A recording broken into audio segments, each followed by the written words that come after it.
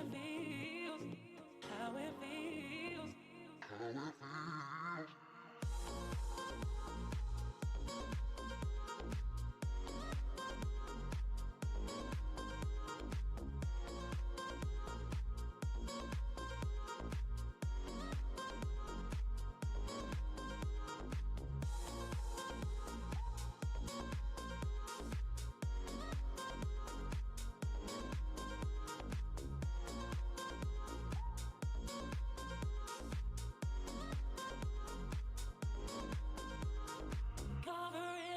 You like to play your own game. Cover it up, don't let them know what you're thinking. I bet you never tell them how it feels, how it feels, how it feels. Cover it up, you like to play your own game. Cover it up, don't let them know what you're thinking.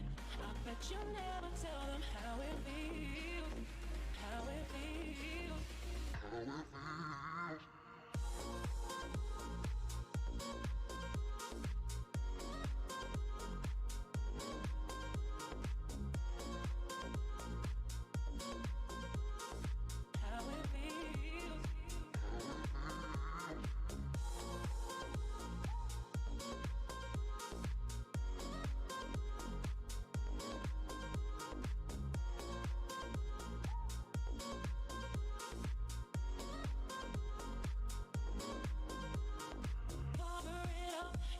To play your own game. Cover it up, don't let them know what you're thinking. I bet you never tell them how it feels, how it feels, how it feels. Cover it up, you like to play your own game. Cover it up, don't let them know what you're thinking. I bet you never tell them how it feels, how it feels, how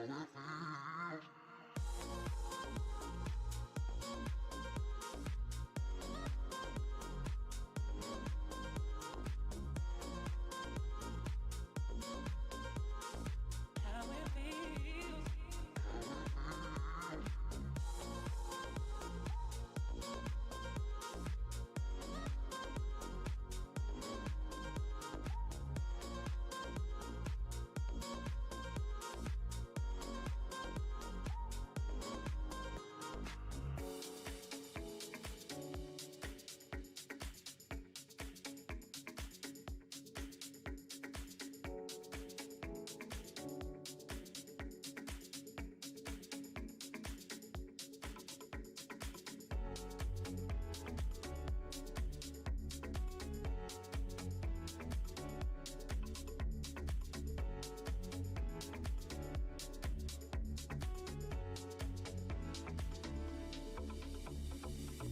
Have to wait, you know my name.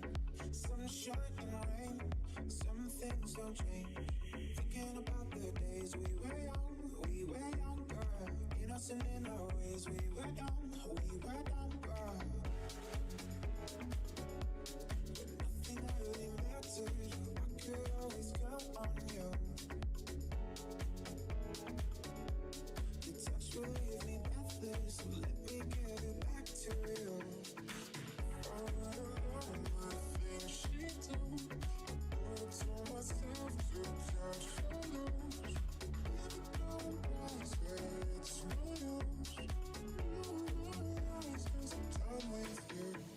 Ah, está aprendiendo. Su cámara de Mónica se ve rara, como doble. Dile.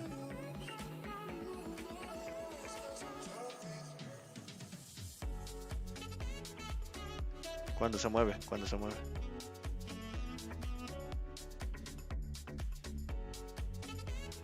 Mira, ve su cámara.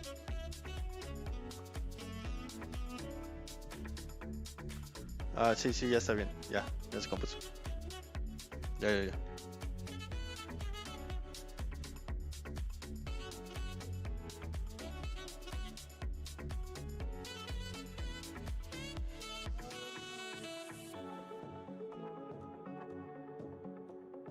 Don't have to wait, you know my name. Sunshine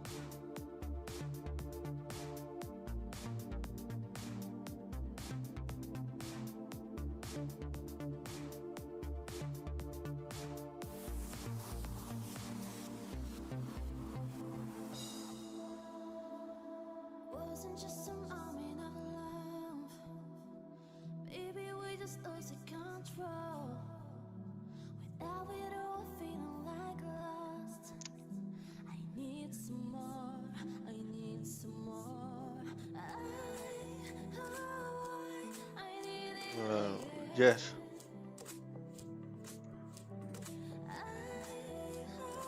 Yes. Okay. Now.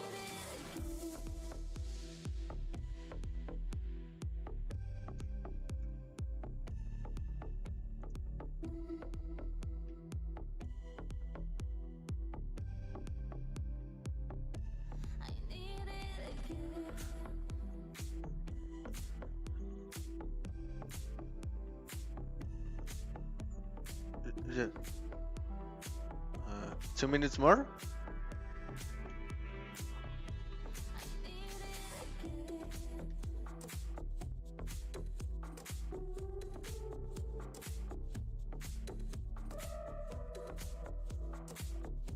No problem.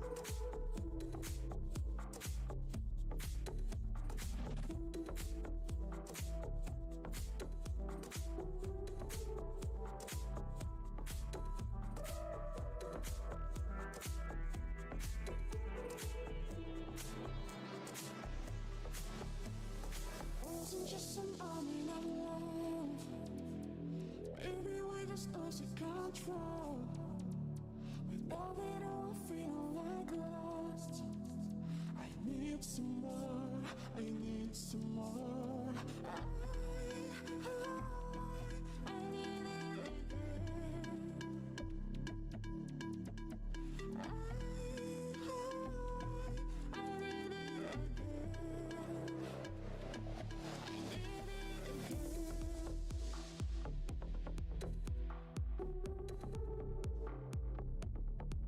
it again.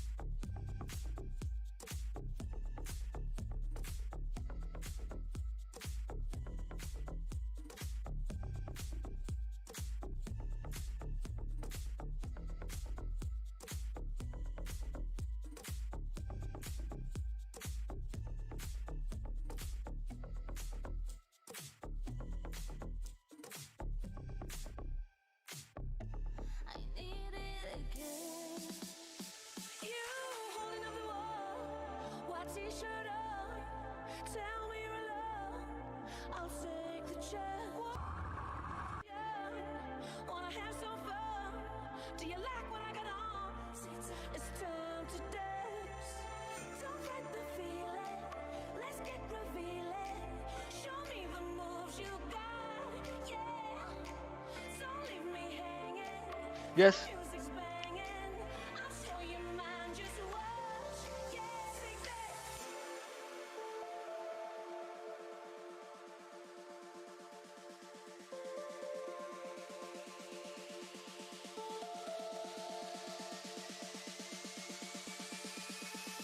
It's time to hit the dance floor.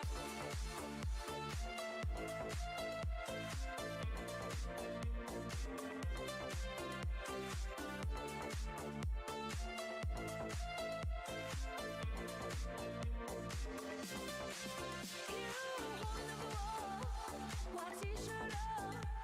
Tell me you're alone. I'll take the chance. You know. So. The night is young. Wanna have some fun. Do you like what I got on? It's time to dance. Got what you say. Come show me what you stand for. Stop looking, walk this way. Take time to hit the dance floor. I got it, what you say. Come show me what you stand for. Stop looking, walk this way. It's time to hit the dance floor.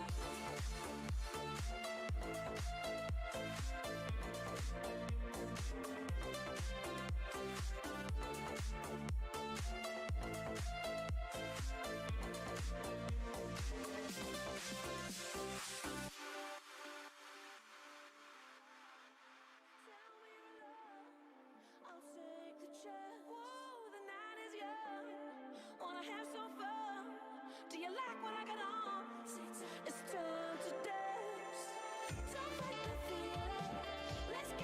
Sí, ¿verdad?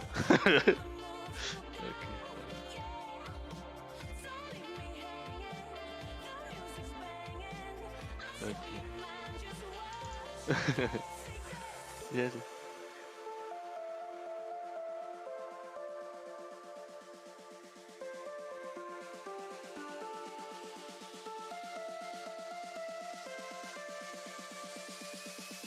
It's time to hit the dance floor. I got it, what you say?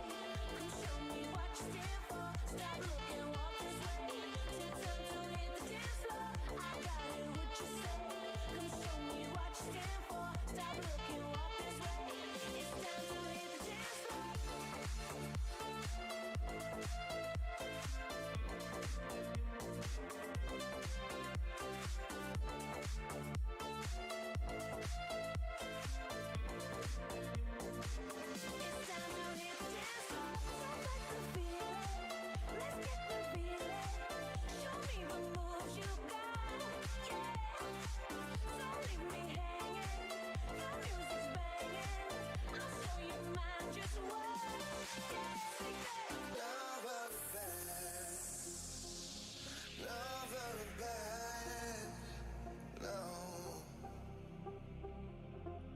Cause we're gone.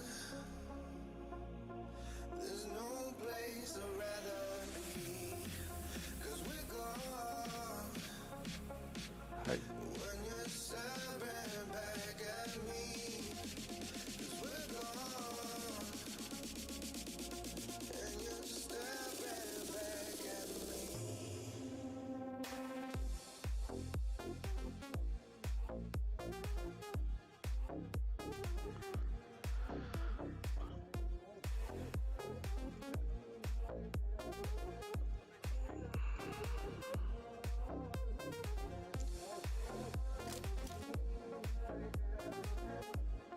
Go.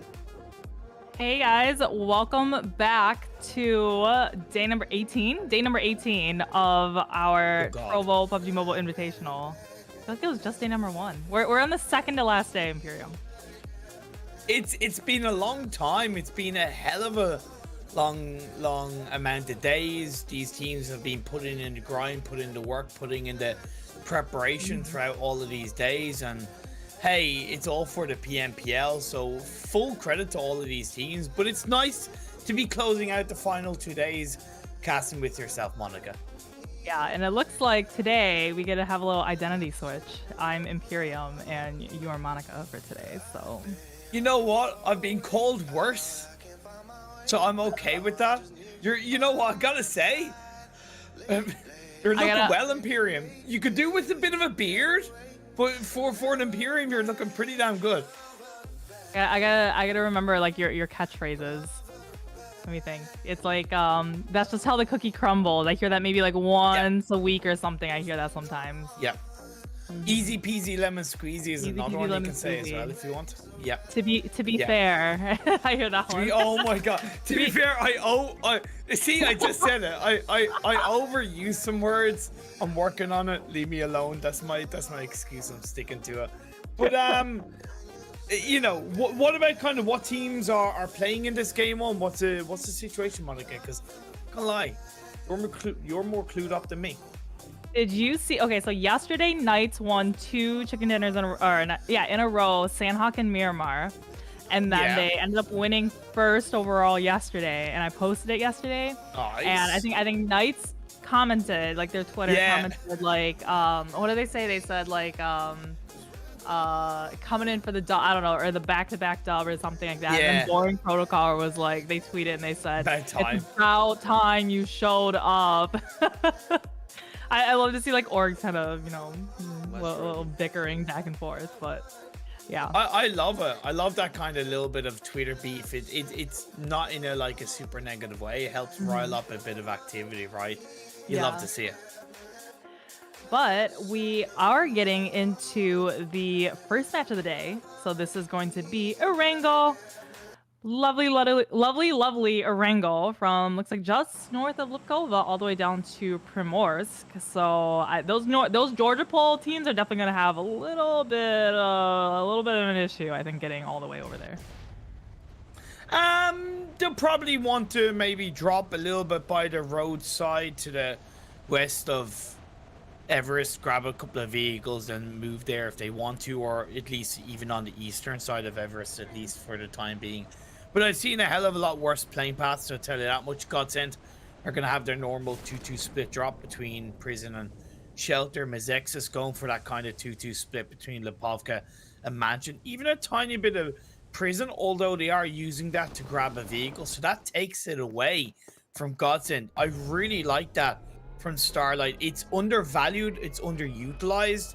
Monica, when you take a vehicle away from a team, it really slows them down and allows you to grab a little bit more control away from them. Yeah, the beginning, a lot of these, I think these teams that can really kind of manage their vehicles well. An example of that's going to be Ghost, right? All four of them, they land on the outskirts of the city first, grab the vehicles, and then bring it in, rather than a team that may, just as an example, maybe like Exa would all land within the city, loot up, and then at that point would start looking for the vehicles. And at that point, it's a little bit too late, right? And now you're wasting, it's a lot faster to be going for the vehicles and then going into the city where you're looting up, rather than the other way around. 19 Esports in Gaka looks like Ogilvy landing in this. We see this oftentimes. I think we used to see this with team The Unnamed, and I'm forgetting the other team here, but they would always, this compound would always be a huge point of contention, and it looks like Ogilvy Vane, he's gonna be, yeah, I was gonna say, I didn't think he was gonna really survive that one, landing in one compound with the 4 members of 19 Esports. Well, honestly, as much as I understand 19E don't normally drop in Gaka, that is Ogilvy's own fault. The reason why is when you do have this kind of plane path that makes it harder for teams who like to drop in around the George Paul area to get there, as you highlighted, then you've got to prepare for a team dropping near you. So that split drop that you normally pull off is a lot more heavily at risk. So don't pull off such a heavy split. So honestly, it's Ogilvy's own fault. Yeah, the Ogilvy, I mean, where's the rest of them? The rest of them kind of split up over the Gatka era. I think this was 19 Esports wasn't really intending on like, hey, let's drop on 1% of Ogilvy. I think it was just kind of at the last second. It's like, hey, we're seeing one parachute being pulled and coming to this one compound. Let's just all go here. Easy kill for us. Easy first blood of the match. We still have the circles. Still, it went over to the eastern side over here. We got Xset pretty well centered up. Before I said that, they might be a little slow to get the vehicles, but they don't really need to have any sort of emergency to get any sort of vehicles because they're already in the center of the circle. But I can't really say that for Team B-Town all the way over on the western side, and they're going to be having to rotate through multiple teams to try to get into this circle. Nova going for a bit of a solid rotation as they set themselves up in a phase 1 position. Knight still in Yasnaya isn't a bad thing, but they could look to at least send one a little bit more heavily down south to the Alamo outside of Yasnaya as a bit more of a heavy anchor point and to get a little bit of information on maybe the likes of Wall Street Bets or a couple of others rotating from that western side of the map. So we'll have to wait and see. It's still early on. Phase 1 has just started closing in. We're less than 5 minutes in. Yeah, less than 5 minutes in, 1 kill found so far. 19 Esports, they've eventually made it all the way to their home in South Georgia Pole, and lucky for them, we have the group that is sitting out today not today. The first match is going to be Lazarus and Syndicate, Dope, along with Pro Era. So we already know, Syndicate, they land right to directly to the east of them in the South Georgia Pole crate, so they don't have to worry about that at all. Teams like 19 Esports that play at such a high caliber, actually all these teams up in the lobby, they are hyper aware of, hey, this group is sitting out. We know that these 4 spots are going to be completely open. We can kind of freely, a little bit more, don't have to be so constrained as we loot up, a little further on the eastern side. Looks like Godsend coming in from the shelter, kind of prison Walmart area. Already seeing a little bit of Axat coming up north from Milta. Yeah, nice shots from Nemesis. There was always a little bit of a risk behind that, but still solid proactivity. A little bit similar with Nova. One thing to point out though is you can see the difference in the speed and timing of the rotations between Godsent and Nova. Nova dropped much further away from this lumberyard area, yet they're there, if anything, earlier than Godsent. So that's something that Godsent need to think about. When Phase on Circle is close to their drop spot, they need to take heavier advantage of it, because honestly, if they were there 2 minutes ago, they might have picked up a kill onto either Nova or Exet. Yeah, I think it's such teams that once they get to the higher levels like this, they know like, hey, I don't need a fully kitted level 3. I don't need level 3 everything and 500 rounds of 5.5 ammo to go and rotate. They go and they drop, they get the necessities, a first aid or 2. Along the way after we rotate, we're probably gonna have a fight, we're probably gonna kill some people, and we'll collect the loot as we go throughout the game. You don't need to spend 10 minutes at the very beginning, just playing like a classic and just looting like completely maxing out your backpack at the very beginning of the match. Pretty much couldn't have said that better myself. It's a standard kind of heavy spread from Nova, as they like to pull off these risky spreads in the early part of the game. Hell, it's not even that risky. It's just pretty good for the most part. Sometimes they can get caught out for it in a couple of games. Wall Street Bets still looting on Proshawk. They yet to really move in to the circle. Yes, there's plenty of space in front of them, but they are lacking that level of information. Knights start to move more deeper into the center of their circle. They're going to be occupying themselves around a shelter region, while Exet, I would argue, pushed towards Milta off the back of a little bit of a awkward/later rotation at nearly the same time as Nova and Godsent.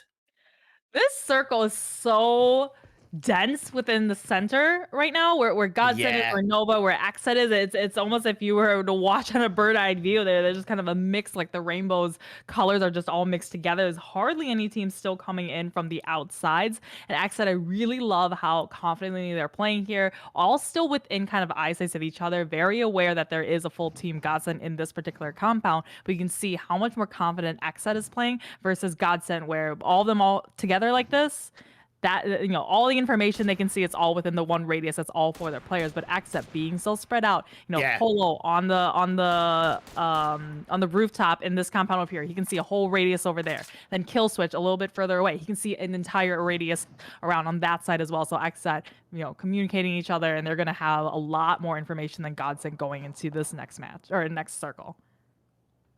You're dead right. Phase 1 about to turn into Phase 2. Did see 19E get another knock? I think a kill onto a player from Ogilvy. 9 minutes in, waiting it out. The circle does shift, and it goes number priority, but it does open the doors for that Milta power, the mini Milta, to be occupied. Lots of buildings, even the coastal line, if you want to go there. Yeah, it's been a while, Imperium, since I've seen a lumberyard finish, but we've seen this before. I've seen this, the little compounds along the roadside a little bit towards Milta Power. I've seen it just end kind of straight up on there. I've seen it kind of end up into the kind of the big dips where Mazexis is around all the fallen logs and everything. So I'm curious to see where this one will finally end up taking us. But yeah, all the teams, like you said, Nova before, very, very conscious of the time. They're all wearing their Apple Watches, looking at, okay, this much time has passed since the circle pop. We need to go, and they're one of the first ones in their cards, and they're immediately going into the center, repositioning themselves a little bit more. Yeah, I like this from Exet. Good rotation, good variability, but Ghosts are very closely behind them. So those two teams, like a bit of a freight train, just following each other deeper into the circle. It does open the door for Godsent to spread out, I believe, because less teams are going to be prioritizing the western side of that lumberyard hill. Yep. It's still important because that Phase 3 could shift back over to the west, but holding a bit more information and ground on the east is valuable for the likes of Nova, Mazexis, and other teams who are kind of in that area in Phase 1. Zexus, we have actually a third party coming in from Rin, stealing a kill away from Knights, but Knights, your winners from the entire day yesterday. It looks like they opened up the fight with Zexus. They got a secondary knock, Nova being a pesky thorn in the side to Zexus, and Knights now shifting their attention on both Nova and onto Zexus. But I believe Zexus only 2-man left in this match. And Starlight waiting, very scared down below Coops. Okay, there you go, in through the smoke. Starlight comes in to get a knock onto one of the nice players. Coops goes down, another one. Not quite enough. Not quite enough. Coops lays down, the bullet sprays on the corpse of the last Mizexus player as a level of frustration fires through. Knights are now going to have to defend against Nova. Maybe a little bit late for a third-party opportunity. Rin is close by, but he's a little bit on his own on the other side, while YDD and G-Fan cover on the bottom side of the lumberyard dip. Yeah, Starlight has been very consistently a top fragger for his team on Team Zexus, and that's all he could have done, right? He got the knock on Chico, and he's like, I know I am dead. I know who this team I'm fighting against. I know they're all coming for me now. The only thing I can do is just thirst Chico, get the point, and then Coops just came down and shot him, and then shot him. It's great after he died. But Nova Esports, I think, advancing maybe wasn't, or actually no, they obviously saw it in the kill feed. They know that Knights is only 3-man now. Just to let you know, at least on Trovo, the stream is offline. Okay, it's back online. We're good. There must have been a slight disconnect. Sorry about that, but YDD gets a knock onto himself with a nade. Okay, feels bad, man, but it doesn't stop G-Fan firing on through. I love the focus from Nova. It doesn't matter if your teammate is knocked down. You can't control it. You have to defend what is around you. That's exactly what G-Fan is doing, peeking and strafing through the doorway with his teammate. The 1v2, G-Fan gets knocked though, as Rain is there to cover the ground across the board and through the building, gets a knock on the Alucard. I'm left wondering, where the hell is the rest of Knights? Alucard held down Nova for so long. I feel like that's a big mistake. To me, Xenox could have done something in this for his team, but by dipping away, yes, he keeps himself alive. But at the end of the day, it's not really the level of teamwork and commitment I'd kind of like to see. I don't know. I think Nova though, I think as a 4-man, I mean they're not the strongest team in the lobby compared with a team like Knights, like some of the other teams as well. But what they have going for them is their brains. They know exactly they couldn't have timed that better, right? They just waited, they watched, they kind of third party this fight between the Zexus and the Knights. As soon as they confirmed in the kill feed, it looks like one got flushed, Chico got flushed. Let's push. We know it's a 3 versus 4, and they pushed and used that numbers to their advantage and took Knights down to only Xenox, I think, and all he could do was just get in his buggy and drive the hell out of there. Phase 3, on a side note, we didn't really catch it too much, but it did center up, not quite to the west, but definitely not to the east, so it's been taken away from that Milta/mini Milta area. It's still viable, but really that lumberyard hill is massive priority in the center of this phase 3. Up on the north, you have Wall Street Bets, you have B-Town, you have the Panthers, and Passion Fruit all vying for that prison hillside. Yeah, that's I thought the middle would be the most congested area, but it looks like it's now turning up into the north and really in the southwest side by the Milta area. And it looks like 19 Esports with the Mosin from Leon. 19 Esports, they came in, they had a kill on Ogilvy. They're still just warming up right now, and they found this really nice kind of this like trail. It's a little bit of a dip in the hillside. Nice place for one person to kind of hide behind, able to park your cars there and make sure another team doesn't see them and try to pop the tires, do a bunch of damage to it to the point that you can't drive it anymore. But yeah, nobody is over in that kind of Milta power-ish side on the eastern side. Everyone's kind of banking on it, centering up, or coming back to the inland area.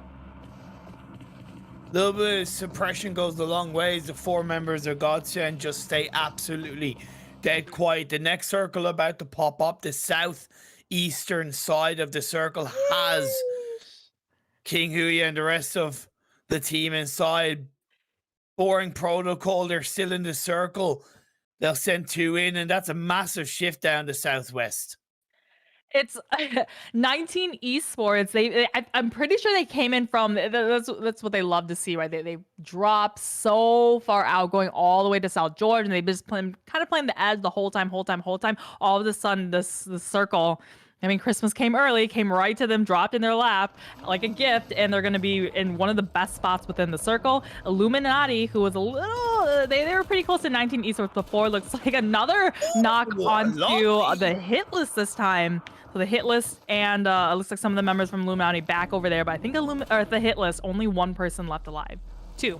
And if I was Illuminati, I would look to maybe try and secure that squad up if they have the information on the last player. However, even if they don't, they can afford to move away because they've done enough to suppress the hit list, and they can focus a little bit more on what's in front of them. Godsend are probably the team they need to look to take out in some way, shape, or form, because that dip by the roadside is good, but they need to carve a deeper entry point off the back of what will be a phase 5 shift.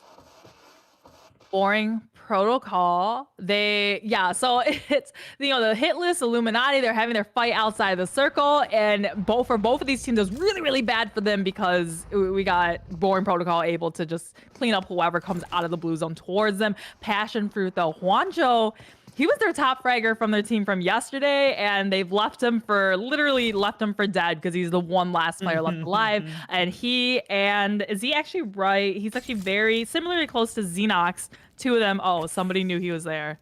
Was that X? No, X was Ghost Gaming who threw the Molotov in for Juancho, and a grenade comes off halfway health. Juancho is literally getting a little bit crispy on the outside running on in. Like, he knows it's one person. And I think he doesn't want to push by himself, but he's itching to try to get this last kill onto Passion Fruit. Oh my lord, that is close but no cigar. Now he's going to look to cook up a nade while the rest of his team once again prepare for this phase 5 shift. Got to keep Juancho on his toes, no doubt about that. Wall Street bet still up as a full squad on top of Prison Hill. This is a great spot, and it really benefited from the phase 4 shift, because if it hadn't gone north, that Prison Hill would have been a lot more vicarious and harder to control. But now with that southwest shift, it's easier for Wall Street Bets to focus on this hillside. Wall Street Bets, they're very consistent in getting the placement, and I think they're very, very good at keeping themselves alive into the end parts of the game. We have Illuminati, so they were able to kind of squeeze all the way up into this kind of downhill slope right next to Ogilvy, and Godsend just a little bit higher on the hill from them. So I think, taking out the hit list, only losing Mango, while we now switch on to Nova Esports up into the Lumberyard area, looking down onto Exet. And Exet, they haven't gone anywhere. They literally went from in their house, let's have a backyard barbecue, and they just went up the hill just a little bit. That's exactly what Exet is. But now everyone's in their cars waiting as a circle, like you said, just shifted up to the north. We got 19 Esports, Wall Street Bets, and Nova. Look how quick that was. Nova, as soon as they saw the circle shift in their cars already moving, and they just go zoom right in and beating everybody else into the better spots of the circle. And sometimes, I'm kind of left a little bit mesmerized by how Nova are able to survive, stay up as a full squad in situations like this. That was a prime example. The reaction to the circle shift, absolutely spot on. But now Ghost and Exec getting close by to each other. Illuminati looking to breach onto the compound. Ogilvy control. They're pushing as a duo, but they're going to suffer the casualties. King Hua is left on his own, and Ogilvy are going to pick up the kills off the back of that. So they sent 2 of them to the compound to push onto a almost full team of Ogilvy, and left 1 back behind King Hua. So I mean, it was kind of a toss up, right? We're gonna win this or we're gonna not, but it's definitely a lot harder to try to invade into a compound with the with the higher number of players inside than trying to defend it. So Ogilvy, it was kind of, it was GG's, but Illuminati still. I don't know how he's gonna get in the circle, but he might just go out here to the blue zone. Yeah, exactly. Yeah, he does go down to the blue zone. B Town still up in some way, shape, or form, but they do have 19E in front of them. That 3-1 split is beautiful from 19E as Netsuya looks to take a couple of shots onto a team around him, but instantly disengages away from the vehicle.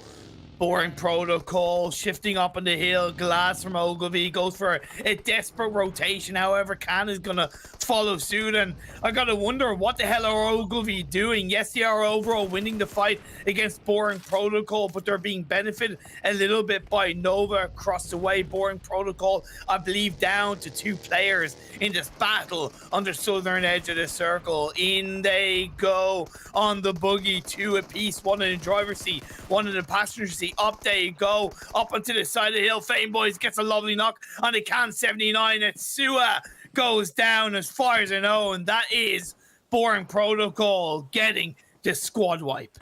I mean, you can't say Ogilvy doesn't have some major balls, right? Like, they're just, we're gonna do a drive-by first, ran one person over, and then, I mean, Boring Protocol was able to get the revives up on their end, but it was able to, send the rest of the way there. Looks like Rin again. Rin, this is the second time stealing a kill. The first one was on one of the players of Mazexis from the Knights, and now it's going to be from this player onto Ghost. So Rin, I mean, I would be very interested to see the damage ratio to kills for Rin, because it's a lot of stolen kills there, and just letting everyone else do all the work, and I'm just gonna at the last second just steal your tree. A 90 take out B-Town as expected again. That 3-1 spread is beautiful from 90 on the western side of the map. The nades flying down the hill towards Boring Protocol. A mini red zone by the Ghost team. They look to send it in. That circle kind of centering / going a little bit to the southwest does make that fight on the Boring Protocol a little bit more important. But with Godsend into the mix, a third party could ensue. A spec goes down. Nova with the 4th party from up the hill, always looking to get involved. Nova Esports is like, it's like the kid from school that nobody was inviting to the parties, but they showed up anyway to every single party, every single one, and they're like, nah, we're gonna make you remember us. So Nova Esports once again just stealing all the kills every which way. And then, keeping Ghost, keeping Boring Protocol a little bit further down the hill, just kind of like trapped right here. You can't really go any further up. And I mean, it's up to Ghost. They need to clean out Boring Protocol, but at the same time, they have one player that still needs to get revived. So Beowulf getting a little bit shot, but Spec finished getting a headshot actually onto Salt as Spec as well gets knocked from Kites. Yeah, Godson just kind of losing too many casualties across the board when it should have been a fight they looked to take control of, to be fair. Spec now going to get revived up. Same for Godson, that his blue zone is closing in on this phase 6. Nemesis did not survive, so 3 players left for the Godsend crew. 19E still holding down a 2-2 split on the western edge of the circle by the hillside. It's a beautiful spot to hold down. Boring Protocol, I don't know how they're holding on, but indeed they are. Fate is the last one up for their side. Prone down at the bottom of the hill. Here comes Specker running. They're looking to gunning. Out the vehicle he goes, and no fear, just fight. Beowulf with the final kill.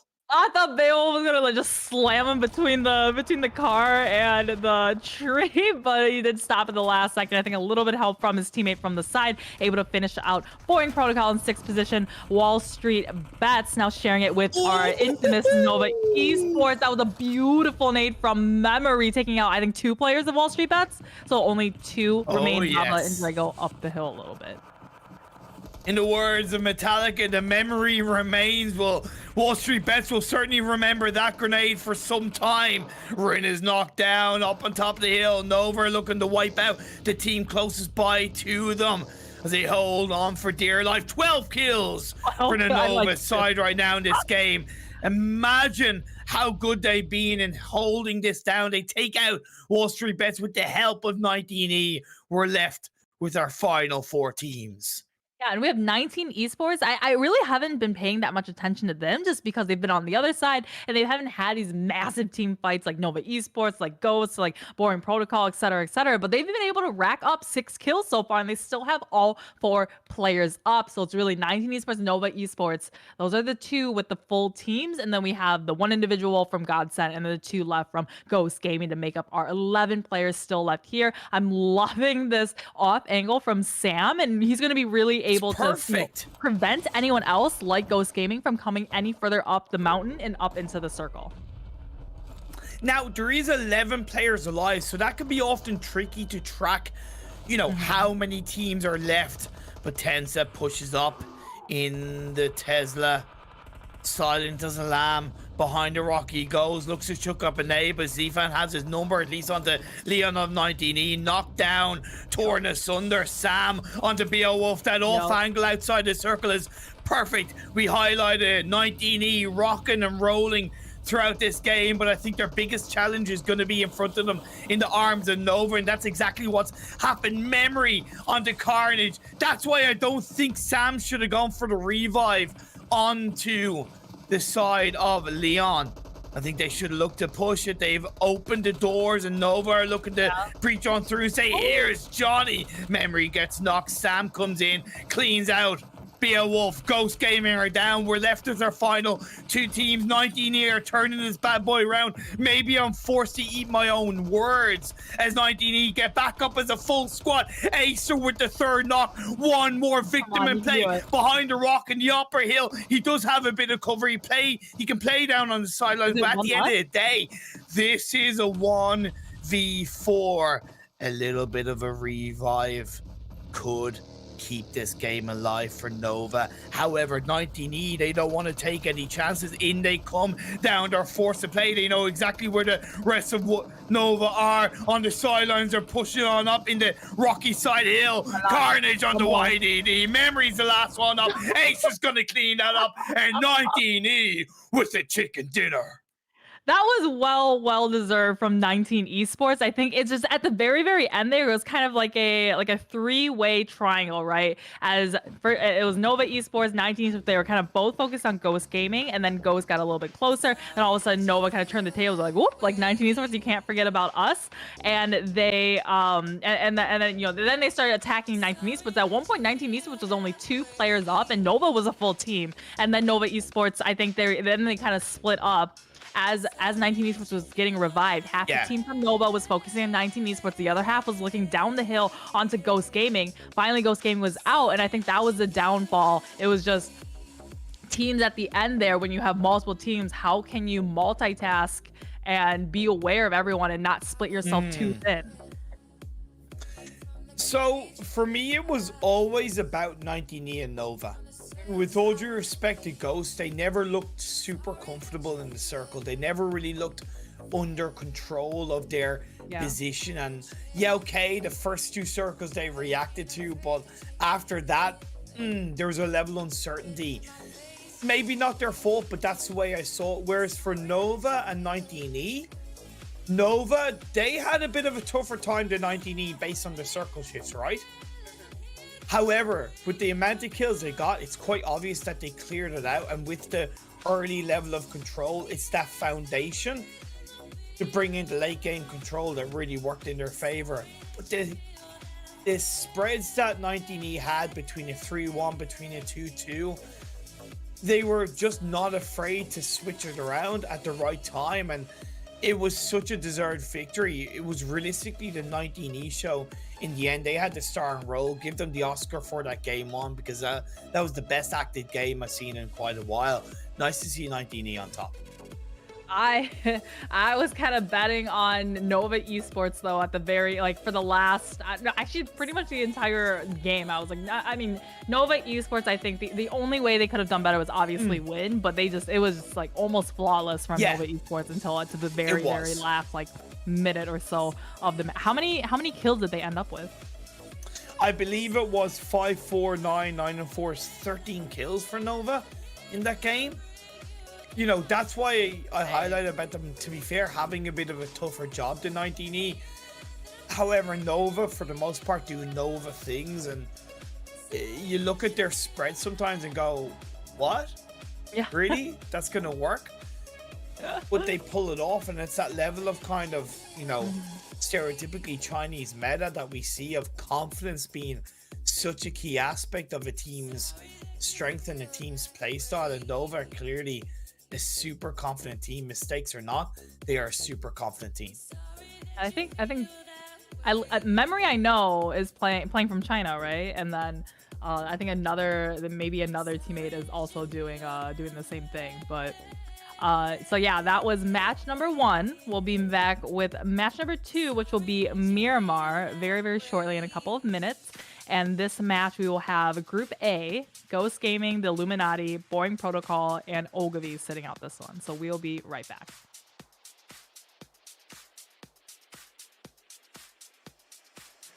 Okay.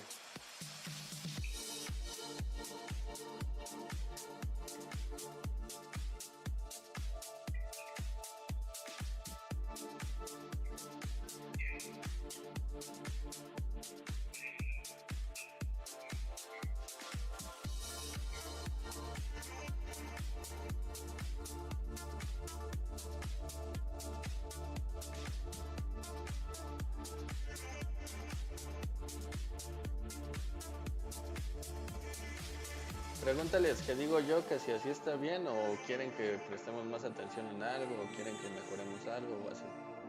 Porfa.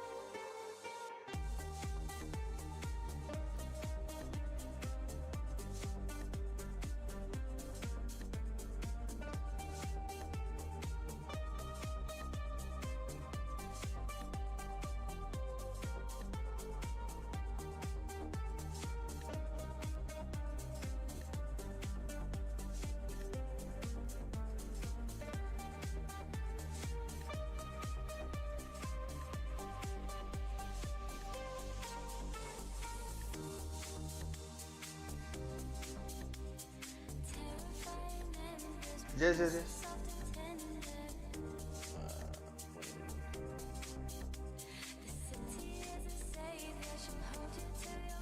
O sea, para que el link completo ya te los quito.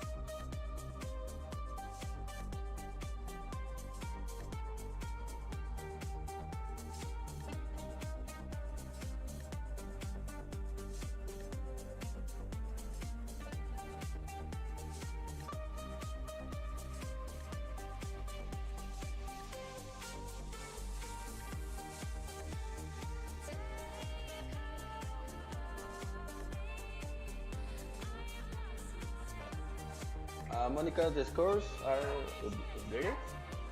Okay.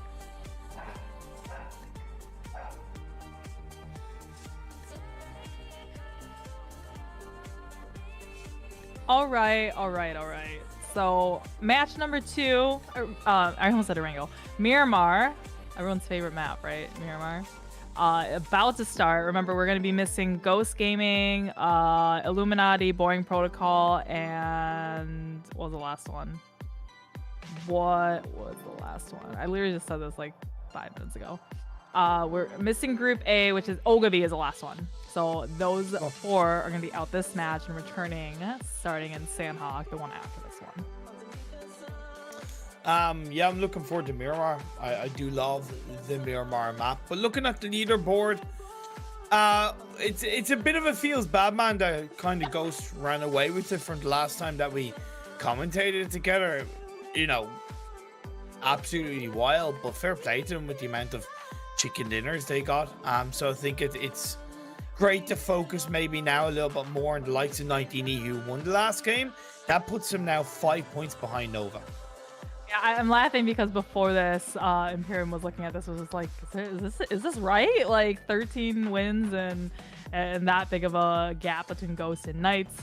But yeah, 19 Esports, yeah, they definitely needed that win to get. They were tied in wins with Wall Street Bets. I was just below them, and I think last time you were here, Wall Street Bets was I think maybe 4th or so. So they kind of slowly kind of dwindled down to 6th place, as I think everything else is pretty kind of standard. I think Boring Protocol was also a little bit higher, but everyone else is the other like top 5 is pretty consistent. Ogilvy have been the biggest evolution from the last time, at least in terms of the points acquired in this league, 546. Yeah.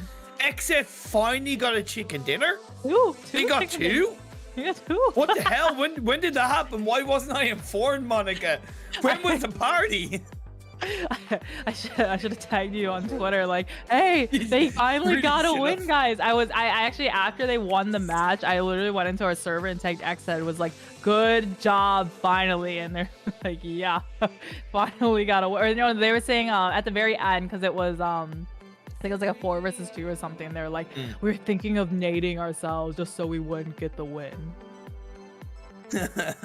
Imagine. Oh man. Okay, playing path is on board. It's a tiny bit to the east, but other than that, it's a pretty fair playing path going from north to south. It should open the doors for teams to spread themselves out quite a bit, and maybe stretching to El Pozo / Monte Nuevo might be a little bit tricky.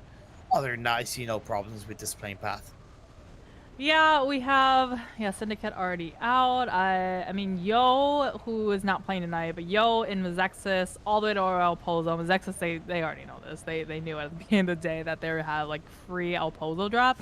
But both of them, or all 4 of them, can't drop all the way over to Pozo. Those vehicles driving all the way over.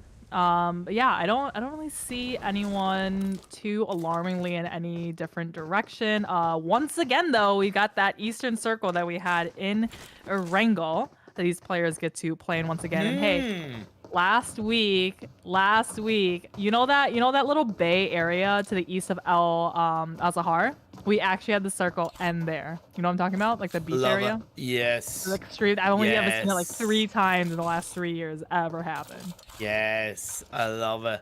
I wouldn't mind seeing an island finish on this Miramar game. It is inside phase 1, just putting that out there. But for the time being, Dope are going to be suffering a little bit of the wrath of Knights.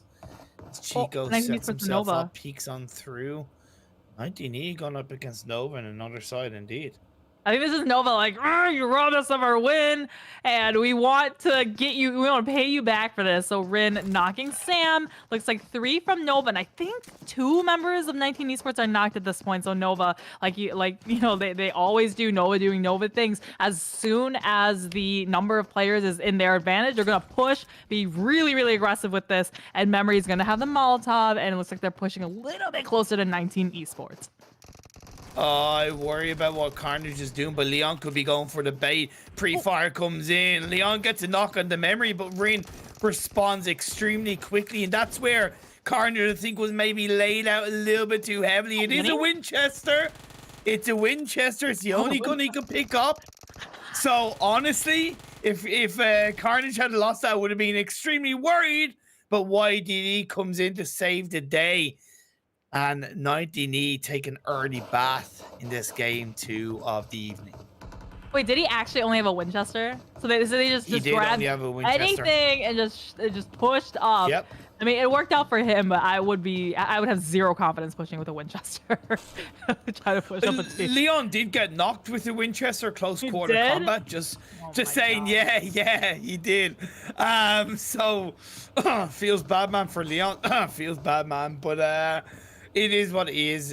Fair play to Nova. At the end of the day, like, it was that body cover, right? And it's that kind of meat shield of slowing 19E down. So credit to Nova.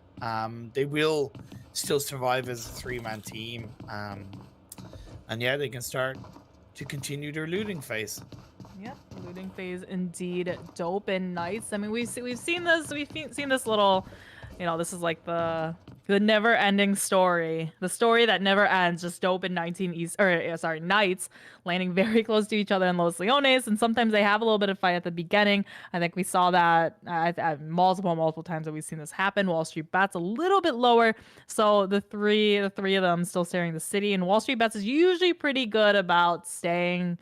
Giving well enough room to Knights and Dope just to be able to, like you see, get in their cars, take the road all the way around the city, and just make their way into the circle. With Ghost not playing in this game, I hope the hit list recognized that the Picado Hill and kind of down the Picado Hill is a lot easier for them to control. As phase 1 starts to close in, I'd like to see them occupy that hill edge a little bit more heavily, possibly as a 3-person or full squad, just to get a little bit of information before they move down into a deeper part of phase 1. I expect also Pro Era to go onto the north Minas Generalis hillside that they normally go onto. And I did initially like Godsense 3-1 with one of their players being a little bit more to the west outside of Impala, again setting up the anchor point, getting a tiny bit of information before they all maybe look to go a little bit deeper. Pro Era currently are team in last place overall, not calling anyone out. Last place overall on the leaderboards. But yeah, I mean, Pan, Fishy, Flash, this is the prep time. This is the getting ready for PMPL NA, which starts October 5th. That's next week, boys and girls. Next week.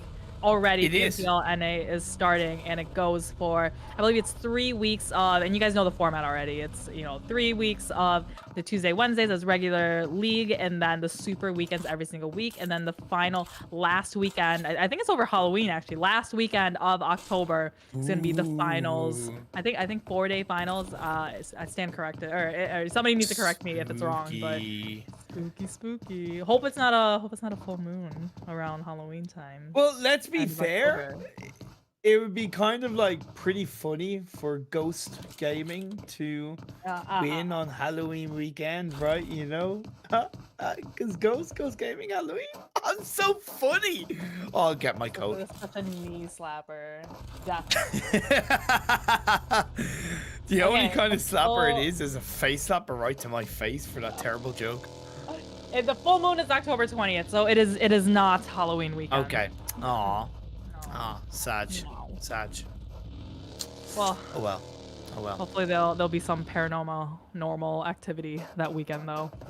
Anyway, we have B Town. B Town. And looks like actually switching over onto night. So they came out of Los Leones, came up into the crater of La Benita, and then Wall Street Bets. So remember I said I was like Wall Street Bets is usually pretty good about like I'm just gonna leave the city and just gonna mosey on my day and mind my own business. And Knights are just actually they lost Cheek already, who was the first player that they lost the last game, I believe. Yeah, because it was Starlight who camped him in the corner as they pushed, knocked him in the smoke, and then flushed him out before Coops could kill him. So once again, Chico, sacrificial lamb, but 3-man for Knights.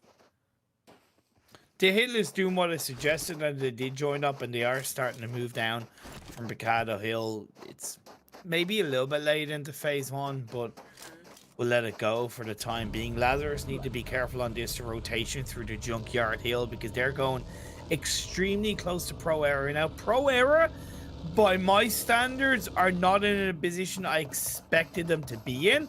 So maybe Lazarus are thinking the same. So on this rotation, they might get a tiny bit caught out. Let's see what kind of information they gather as they do stop a little bit shy of Pro Era. So for the time being, these two teams will not clash. Yeah, we don't have the Clash of the Titans yet in the lobby. Lazarus, hell yeah. I saw somebody in chat was like Joey retired. I'm like he's literally playing like right here. Like what do you mean Joey's retired?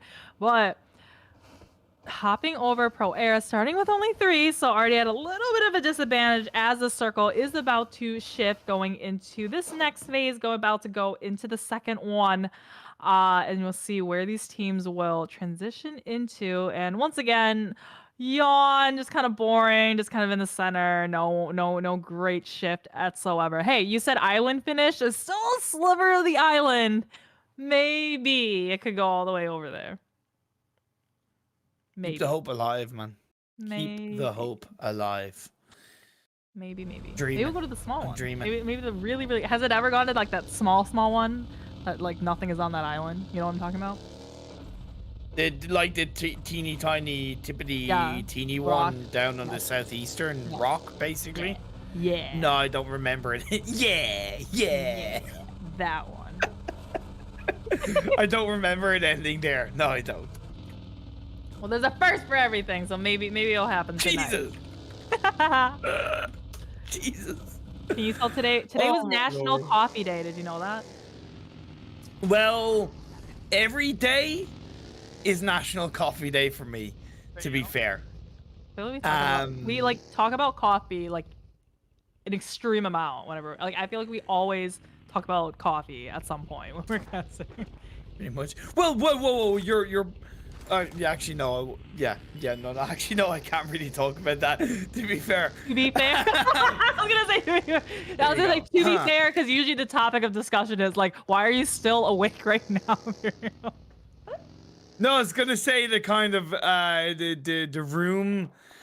Actually, no. I won't say anymore. Just in case I say something bad. But Knights holding on to the eastern side of La Bandita. It's a good spread, even as a 3-person team, keeping Alucard overlooking the ridge to get a level of information, suppress the hit list a little bit more. Godson staying where they are, I actually think is extremely valuable. And often at times, as much as I look for a team to react to a circle, if you don't need to, why? Because that allows you to spend a bit more time scouting, being proactive, and less time around, oh, where are we going to go? So I really like that from the likes of Godsend in this phase too. Yeah, Gossen is basically doing the same thing that Exa did last match. They landed, Exa landed in Milta. The circle just went like a little bit north of them to Lumberyard. So Exa just kind of, obviously didn't really have to go anywhere. Same thing for Godson. They landed in Pala. It just went, just a little bit to the northwest of them. So they're just going to move a little bit up the higher ground, not staying within the city. So hopefully they'll have a little bit more luck than Exet, because Exet was taken out a little bit too early the last match. But we still have a lot of time. Circle is still closing on up. I'd say like the hottest point in the circle is going to be somewhere around the hit list and Knights. Maybe a fight will happen there, but we just see a fight between the Panthers and Exet now breaking out on the north side, south, just to the west side of Impala, actually, that we saw Exet and the Panthers. Are you serious, Passion Fruit? What they even do? Half a spray of bullets for Nova and you all disengage. Really? Really? Come on. Come on. I know the next circle is about to pop up. So I low-key get that. But I look at that as a team who are right now scared to take a fight. Maybe I'm wrong off the back of that. Exec get the revive onto their teammate. You have the Panthers close by to them. The circle has shifted back over to the east. Impala is pretty much in the center of the circle. Okay, so now we have Dope versus B-Town, and this is gonna be. I feel like we always see a fight happen here. Like if it's not Knights that are up there in Pro Era, it's some other thing that takes it up there. But the circle did shift a little bit closer to the waterway, and hey, the very very edge of the island is still within the circle. Like maybe like an inch of the island, so maybe it's gonna hard shift all the way over there. But we're coming back to Exet, the Panthers, and now Dope and B-Town. Lots of fights happening all at the same time. Yeah, it's all going crazy, just like that vehicle crash is a little bit crazy from Dope, but he does make it out of the way. You hear stepping up, peeking on through at the top of the ridge. He'll get that knock onto It's a Jet, but instantly responded just like that. From the members of B-Town, Casper left on his own with the Uzi in his hands. He's dealing the damage onto that player from B-Town. Forced Beast to back away. And as Drake pushes forward, be a little bit careful. Wait for the first aid to be executed onto your teammate. Beast opting to go for an impossible revive on board. You go for the 1v1. And what did I say? What did I say? Wait for your teammate to get a first aid. Where's the coordination across the board? Yes, okay, the revive will be laid up onto Jap, but to me, it's a terrible mistake. He like revived and then he canceled, and then I think he was trying to help his teammate, and now Casper, last one left alive, needs to go for the 1 versus 2, and it's just not quite enough, and it's gonna be Beast from B-Town to get the kill onto him. And I hope you guys caught this little rap poem that Imperium had. Did you hear it? There goes Isajat taking him down just like that. Very much planned. No, but thank you very much. Kill switch, Knights in the distance, and looks like the circle really centered over Impala now. And I think Godsend kind of wishing they didn't leave the city, but they actually did. They kind of came all the way around Exit, and they're going to be up on the really high mountains just to the southeast. Yeah, great rotation for Godsend. One thing that I've noticed they switched up, which could be considered possibly a little bit too passive, but I prefer them to play in a comfortable way, is that they are sticking together. They're not spreading out too thin. Right now, they're not really a team with a reputation that can control themselves in a thinly veiled way, such as the likes of Nova. So if you play to your strengths like Godsend seem to be doing, I think there'll be a little bit of a higher chance they'll get some consistent results if they continue to play this way in PMPL. For the time being, Wall Street Bets still up as a full squad, but Steve-O has suffered a little bit of damage. The next circle has popped up. They are now outside of it, so they're gonna have to find a way in. Yeah, Steve had a little concussion a little bit as somebody kind of hit him in the head, but Wall Street Bets able to have Steve-O come up to about 75% health, just popping up a little booster, and he's gonna be A-okay. But King A. Well, I mean, to be fair, Imperium, I think somebody shot out his back wheel and made him spin out. Baba quickly. I mean, if I called an Uber and I had this car come pick me up, I'd be like, that's A-okay. I'm okay with my buggy getting his tire popped if this car is gonna pick me up. Yeah, I think it was okay because the team was there to support him pretty quickly, but I still think that was an unnecessary risk that Wall Street Bets are going to send to the garage compound leave. Actually, no, King A is going to send it across, so they're committing to that garage area as a full squad. I don't agree with that, despite it being a little bit deeper into the circle compared to Miss X's. Wait, how did they know that King A was the one that got knocked here? Because they saw it in the kill feed, but how did they have the information that that was Wall Street Bets? I don't think they did. I think they were going to go for the push anyway, to be fair, but that's great. But Drago gets a knock into 24k, slows things down. Eglaw in the back line, looking to provide a bit of support. Instead of going for the revive, it's going to be a bit of a push. Drago covering that with the TPP angles. Starlight gonna face the brunt of Drago, and that's a great turnaround by Wall Street Bets. That was just I think it was Starlight pulled the pin and Drago heard it, and then immediately he pushed. Did you see that? And so the kind of delayed second that Starlight couldn't pull out his gun. That was that a 1 versus 2 from Kino? 1 versus 2, suppressed AKM. Oh, you love to see it. Okay, so now there's 2 players left from Wall Street Bets, 2 from Azexis as well. So 2 versus 2 in the gas station. Actually, now just 1 left. Kino, a grenade blowing up right in his face, and it's looking very dire for Kino. He's gonna have to pull off another 1 versus 2 if he wants to win this. Able to get first aid off, but backstabbed by B-Town.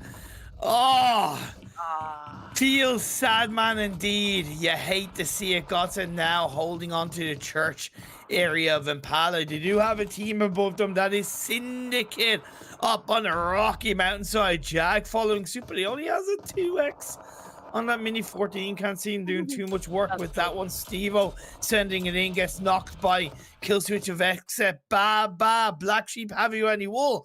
Jack says, yes, sir, yes, sir.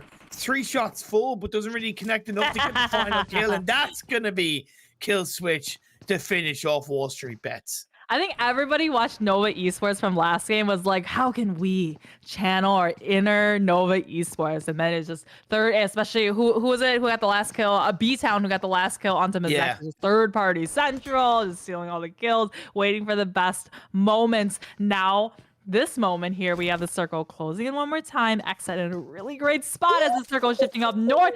Godsend, they were exactly in the north before this circle. Like, they were literally in the middle of this circle before they wide rotated around onto the mountain. Now they're really, really regretting leaving there once again. Now Exit, they're going to have kind of like free entry. I think they're going to stay within the city just on the very edges. And then everyone else is going to be really, really hard for like Godsend and Syndicate to get in the circle.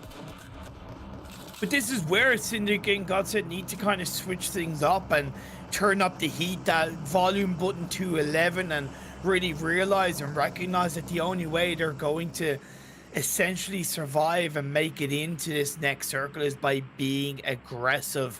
Rin is knocked down, Pro Era Fishy fishing for some kills, a knock or 2 here or there. Passion Fruit still going strong as a 3-man team. Yeah, Passion Fruit losing Sleepless.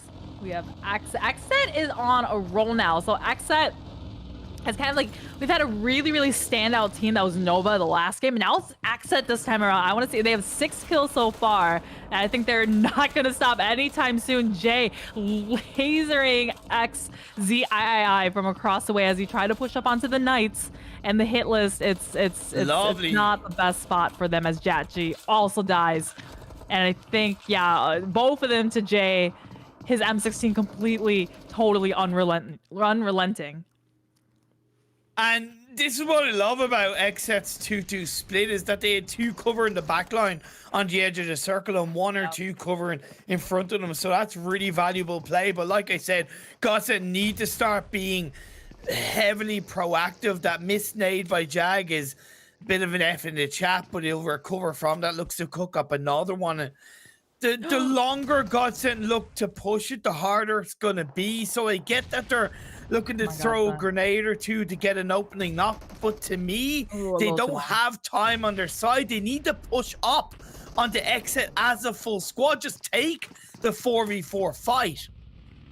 I mean, technically it'd be like a 4v2, but they probably don't have that information because right in front of them, it's only 2 players from XSET. I think it was Killstreak and Jay in the same one, and Godsend. They've got 2 different directions here, or 2 different angles here onto the 2 halves of Godsend. But like you said, it's like at some point someone needs to make the move because time is not on their side. The blue is literally against their backs, and the smokes are now pluming out from Godsend. But Killswitch, I think he's not going to give them any sort of free pass to get across this open area.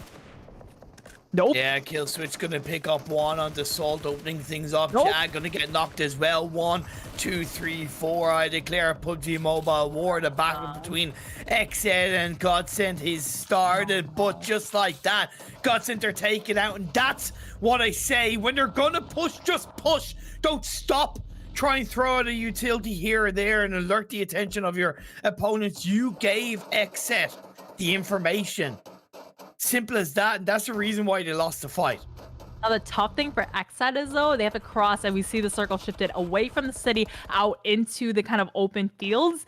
XSET is going to have to go, come out of the safety of the city, and J-Way and Killstreak, I mean, nothing is stopping them right now. They're still getting kills left and right. I think XSET, they said, you know what, 13 kills from Nova, we can beat that. We can do one better, and I think they're really going for the record at this point.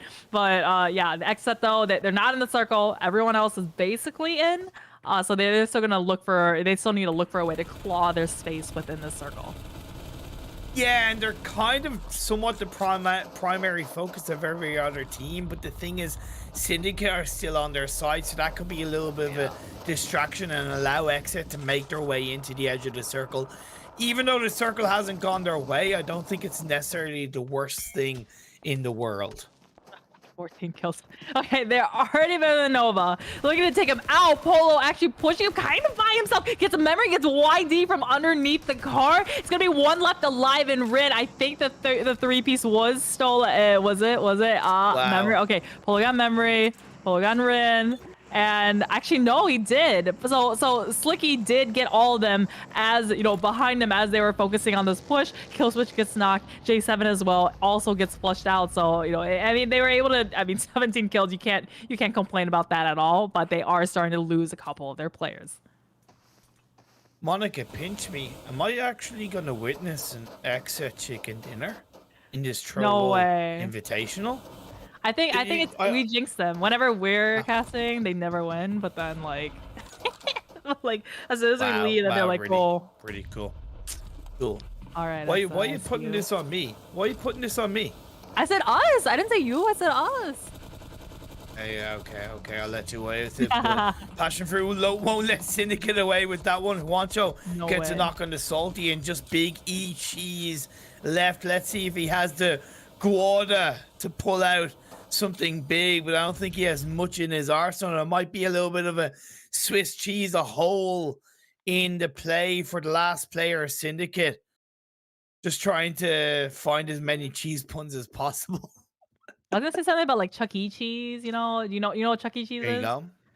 Yes, of course I know what Chuck E. Cheese is. I don't know. Maybe it's just like a total American thing, but Chuck E. Cheese. I would say like if he dies, I was gonna say if he dies here, it's like back to Chuck E. Cheese for you, but he's still alive. He is still alive, and at this stage, as the circle is once again shifted away, he's really gonna have to stretch his movement out like a ball of mozzarella.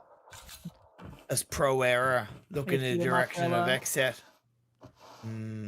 I would like 5 minutes at 375 degrees in the oven. That's how stretchy he needs to be. The cheese pull, very important here.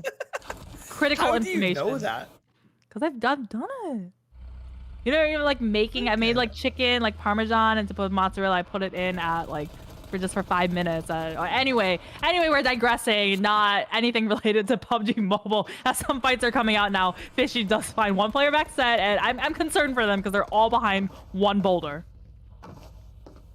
Yeah, but they've gotten an opening knock onto one of the Pro Era players, and that's going to create the opening for them to push it. And because it's just that 2-2 split, you don't really have the response rate. Polo and Killswitch pushing on forward. Down they go in a 1v2. J-Way in the back line providing a level of support, and that's going to be the knock. Great teamwork by XSET. You couldn't ask for better. Now Pan left for Pro Era. He hasn't been spotted just yet. Juancho down to about 25 health, up onto the beak, looking for the pre-fire down. Juancho goes. Pan keeps his team alive. We're left with 2, but Zek set 3v1 against the last player, Pro Era. Like I said, pinch me, I'm dreaming. I'm gonna need to clean my glasses after this. Exet are just seconds away from claiming their chicken dinner on Miramar, witnessing it right in front of my eyes. I'm gonna have to get this framed as Exet close out the game. the planets all aligned. We saw a couple shooting stars. Like it was a prophecy that was foretold 1,000 years ago. That now Exit has gotten their 3rd chicken dinner. But guys, 6 from Jay, 8 from Killswitch, 3 from Slicky, and 4 from J7. How many is it? 21 kills? Is that a record? Is that a record? 21 kills? That might be. I don't know. Maybe somebody might be able to say, but it must be pretty damn close to the kill record for an individual game. The highest amount of kills in a competitive game I've seen was 22 from a team called Clash earlier on in the year. But yeah, that must be up there with the highest kills scored in one game from a team. Extremely strong from Exet. Like, yeah, they own this. They absolutely own this. A little bit speechless, to be fair. I think what Exet they may lack just a little bit in being able to close out those games. They really make up for it. And the amount of kills and the pure raw talent and fragging power that this team has. They're really just able to make it up. So even only at 3 chicken dinners, and they were in 9th place, I want to say, before this. They definitely, I want to see the overall standings and see how much that they may have jumped up above it. I mean, it is 18 days in so far, so it's not as volatile as at the beginning. No. You know, at the beginning where we only have like 5 games, someone gets a win, it's like, oh, you're all of a sudden 2nd place. But I'm sure it did give them quite the nice kind of addition onto the points that they had before. Yeah, it was just a way they kind of like, you know, just control that end, especially because that's why, like, when the circle went away from them, I was thinking, will they be okay? And you were a little bit worried as well. I know, is it just me or are cameras frozen, or is it just me? Okay, yeah, it was just me. Our cameras were frozen. I was like, you okay? I mean, Monica? Then I looked at mine. I was we like, already mine's frozen identity as well. switched. We also got frozen with some liquid nitrogen. Like, it's just, Oh my god! It's just Are we like, you know, what's that film, Freaky Friday, or like the one with Tom Hanks, or 17 again? Are we like that? Is it like that? Do you feel any younger? I think Freaky Friday is actually the main one where the parent and the kids Like swap the mom as and the Lindsay daughter Lohan, like and switch, yeah. Yeah, the mom and daughter, yeah. Throwback. Okay, cool. I'm gonna feel bad if like half this chat doesn't know like what that movie is, and now we're gonna be like, They don't know what Freaky Friday is. They're a bunch of uncultured. It's not even that old of a film, to be fair. Freaky Friday isn't that old, unless I really am a boomer, and you know that's an oof on my side. But yeah, yeah, good game, really good game. To give a little bit of a spotlight on Passion Fruit, I do think that despite my criticism of them backing away from Nova, they still did get 3rd place, and that does deserve an element of credit. So, you know, they turned something around with it. Syndicate with 4th with only 1 kill, so they stuck to Impala. They hoped that it would stay there, and they ended up getting punished. And Nova in 5th with 5 kills. 4 of those kills came at the start, so they didn't really do that much after. definitely. So these boomers are going to take a quick short break, and we'll be back with the scores after a couple of minutes, and then we're going to get into Sandhawk for this match number 3.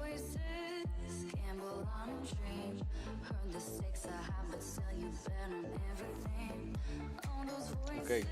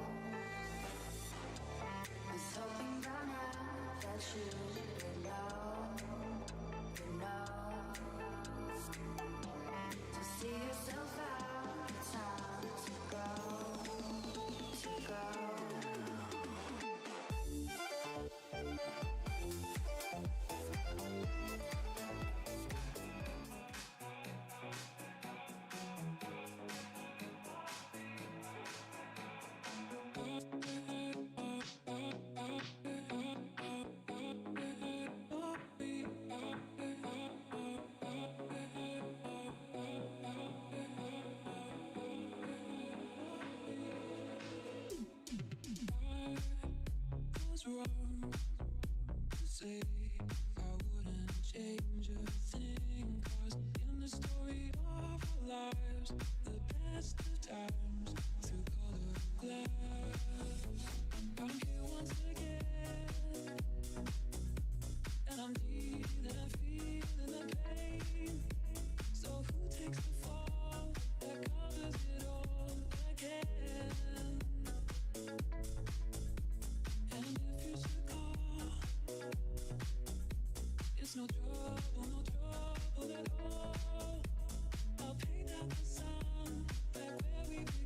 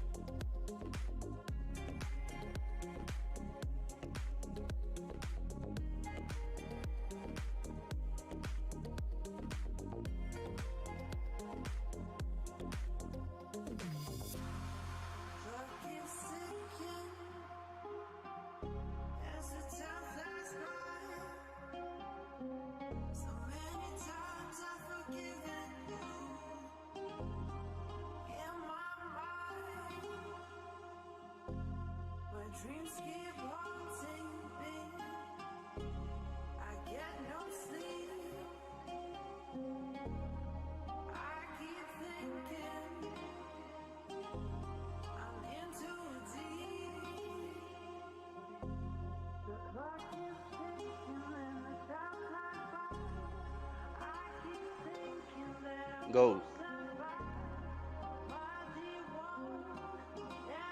Hey, Hey, are you hurling? I can't do that. I can't hold that. You're just like I laughing. can't, Like, yeah, but it's like, like- I can't like say, hey. hey. I kind of need to move my You tongue would to not talk. be a good ventriloquist, I'll tell you that. Damn. I was just thinking yesterday, Monica. You're gonna pick up the I hobby of don't think ventriloquism. it's gonna work out. I've been certified the worst caster in the world. I need to find a new career. And I was thinking maybe I could become a ventriloquist. And now you're gonna go and ruin my dreams like that? Really? If you guys Really? don't know what a ventriloquist is, Harsh. it's those people with like the puppets and then they're able like, hey, what's up? Like, you know, like able to like not move their mouth and everything. But anyway, we had our fun. Anyway, we wanted to touch on the scores just a little bit, to show you guys the overall scores. Remember, we're coming off the back of a massive win from Team Xset. I mean, the lobby was like, phew, they're off this match, so we don't have to deal with them again. But they did get 21 kills, and I did look. And the next highest, they set a new record, but the next highest was Awesome. 16 kills in a match. What? So they No beat that way. by No 5. way. Yeah. Really? Wow. Wow. Oh my god. Oh my god. Look at Xset. No way. Monica, you said like they might have jumped up, you know, one. Actually, maybe, no, maybe that was... I said he maybe jumped up like from 9th to 8th, maybe. That's what I thought. Insane. I mean- Absolutely insane. To be fair, I did not really look at the total points and how close they are. Like third is 586, and then Yeah. it's only like the 9th is 550. Like there's only like a 30 Oh, yeah. difference between them. So it's really, I didn't look how close all those were, like right in that middle part. Wow. Really good. Really, really good. Fair play to Exit. Fully deserved off the back of that absolutely massive game in Miramar. But we're on to Sandhawk, and it's not too bad of a playing path. It's a small map. Won't really bother any of these teams. Passion fruit and a nice 4-person spread on the cow tapmock area of the map. They'll be able to spread their wings 19E going to boot camp. And that playing one is pretty solid. Phase one, should I say, is pretty solid. This circle looks like when you roll out some cookie dough and then you put the cutter like right in the middle. Like it could be like more in the middle to kind of try to avoid the edges. But we have our, you know, I like before I said between Dope and Knights, the story that never ends. This is the story that really never ever ends. Pro Era versus Lazarus in the in Hot Ting. Lazarus have opened the doorway, the entry point of this fight with a knock into one of the Pro Era players, but Flash is looking to speed his way in to even things out. Fears will finish Fishy off, so that's a confirmation coming on through. Flash takes a chunk of damage, a pre-fire not quite working out in his favor. Where is the rest of his team? There's absolutely zero cover. Finally, one of them is going to make it close by. At the end of the day, the damage is done. He only has 5 bandages. Trying to even get 1 bandage off, never mind 5 is going to be tricky enough. Telly is a little bit low and held. Into the building he goes. That's a nice bit of play from Flash because it's a slightly more cover with the 4 walls. Here comes huge asses. Flash gets knocked down, confirmed. Bish, bosh, bam, boom. Pro Air, they're down to 2 men. I think Pro Era was that they kind of like all spread out like 4, and actually Ogilvy is coming in third party. Remember, Ogilvy lands in the compound just a little bit down the waterway. Yeah, so they kind of pushed up here, third party, QBU in hand. But Pro Era, I think their mistake was kind of, you know, being a little bit too spread out, and Lazarus just all landing together while this was happening. Illuminati Syndicate on the other side of the map. They're going to be taking Illuminati out first in Sandhawk. Yeah, Syndicate win on Camp Bravo. We also have Wall Street Bets and B-Town, by the way, in Sam East. So that's another fight that could be breaking out. I absolutely love the aggression from some teams in Sandhawk. It's absolutely great to see. Oh, man. Lazarus, they maybe didn't need to lose the players that they did in that fight as you move over to the action between Wall Street Bets and B-Town. Yet to really kick off, though. None of them have found an opening knock across the way, but I do like Wall Street Bets spread inside these buildings. I mean, like, of all the places to fight over, you fight over Sami. Right? Like that's where Wall Street Bets and B-Town are fighting against. I mean, thankfully we're peaceful. We found an M249. I think does he? Oh, he does get the the extended mag, bring it up to 150. All right. I know B-Town's like I'm super confident in this fight now. All three of us together. We got Grave kind of on the other side, but Wall Street Bets we got him a little sandwich action going on here. But Pro Era Pan, he's still just waiting for Lazarus. And he just, I mean, again, this is Tales of the Oldest Time, and it's never going to end. This time, Lucy finding Joey. So Lazarus now kind of the turntables as Fears is pushing up onto Pan. It was a great job by Pan. He baited the two players of Lazarus by the side of the window, and that's where Lucy struck. So that was really well played. And now they get to open the door, knock inside, and said, "Hey, I've got a delivery for you. It's a bullet, it's a spray, it's a squad wipe on board." And Pan is going for the exact same thing. Lazarus has nowhere to run, nowhere to hide, but you've got to make that pinch work in your favor. Huge ass gets knocked down onto his ass. Pan is left on his own, and if you're going to go for that kind of pinch, that sandwich play, you got to make it work. Not quite. We're into a 1v1. Fears hasn't got the fear. He's got all fight in his pocket. Upstairs, downstairs, each of them go. The revive is being played out. Pan looking to go for a revive and get what he's trying to do, but Fears is not giving them any kind of room to breathe, any second to move around to TPP. Play the shots from Pan. Will connect more heavily onto Fears, but not enough. Go. I don't think he realizes. Okay, so this turned into a 1 versus 1 before. Oh my god, like everyone is just like, can this be over yet? At some point, PMPL is next week, boys and girls. This fighting needs to stop. Pan and Fears. Looks like Pan, I think. I don't know. Guys, chat, who do you think is gonna win? I mean, Fears, he still hasn't healed up yet. Pan still has more health than him. As they're kind of still playing this kind of ring around the rosy game where Fears is kind of, I don't know. It reminds me, I know we were just talking about ghosts the last game, like literal ghosts, like paranormal ghosts. This just reminds me of like Fears is like the ghost that just like keeps just popping up out of nowhere, running all over the house, and you're trying to like locate this ghost somewhere in the house, and he's just like not letting you have any sort of eyesight and just being just just moving stuff around the house. But Pan is just, I don't know, just Fears. I think Fears maybe I think it'd be safe to say Fears does not have any sort of meds whatsoever, and it's immediately putting Pan in a better position than him, because if they have a straight 1 versus 1 fight, Pan's gonna have the health to outlive Fears. Yeah, but like I don't know. It's like it's like when a boy and a girl like each other, but they're too afraid to admit it to each other, so they kind of dance around it. Just kiss and make up in PUBG mobile version and fight in a 1v1. Go for the push. You are right about Pan having more survivability though compared to Fears. Maybe he can just like time will heal him, and he'll just slowly, very slowly, like his health will come back up. But either way, whoever wins out of here, they still have to worry about Boring Protocol that's south of them over the mountain. Ogilvy, I think, moved in from this island onto the mainland, but it's just both these. I mean, nobody wins at this point, and whoever wins, whoever kills the other, they're gonna be shooting the entire mag out onto them just for this. Like, really, we spent like, what is that, 7 minutes now having this fight in Hot Spring. And by the way, at least these teams have been fighting. B-Town and Wall Street Bets, they haven't fought at all. So to give these two teams respect, at least they've tried to do something about it. Whereas the other two teams are just like, yeah, how are you getting on? How's the weather over there? Yeah, not too bad. Would you like a cup of sugar? Nah, I'm good. I'm trying to give sugar up, watching the amount of sugar I consume. Oh yeah, that's pretty good. It's always important. It's like, come on, this isn't a friendly, neighborhood Spider-Man. This is a battle to the death. He put the graffiti.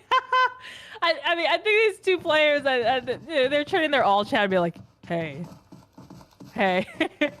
Oh wait, you said that they haven't fought yet, and There you Drago is getting. go. Is that a 3-piece onto Wall Street? No, I think it It's was a two. not gonna finish. It was a not gonna finish on a 1, but Baba coming in no, with 2, why? but gets knocked Why? himself.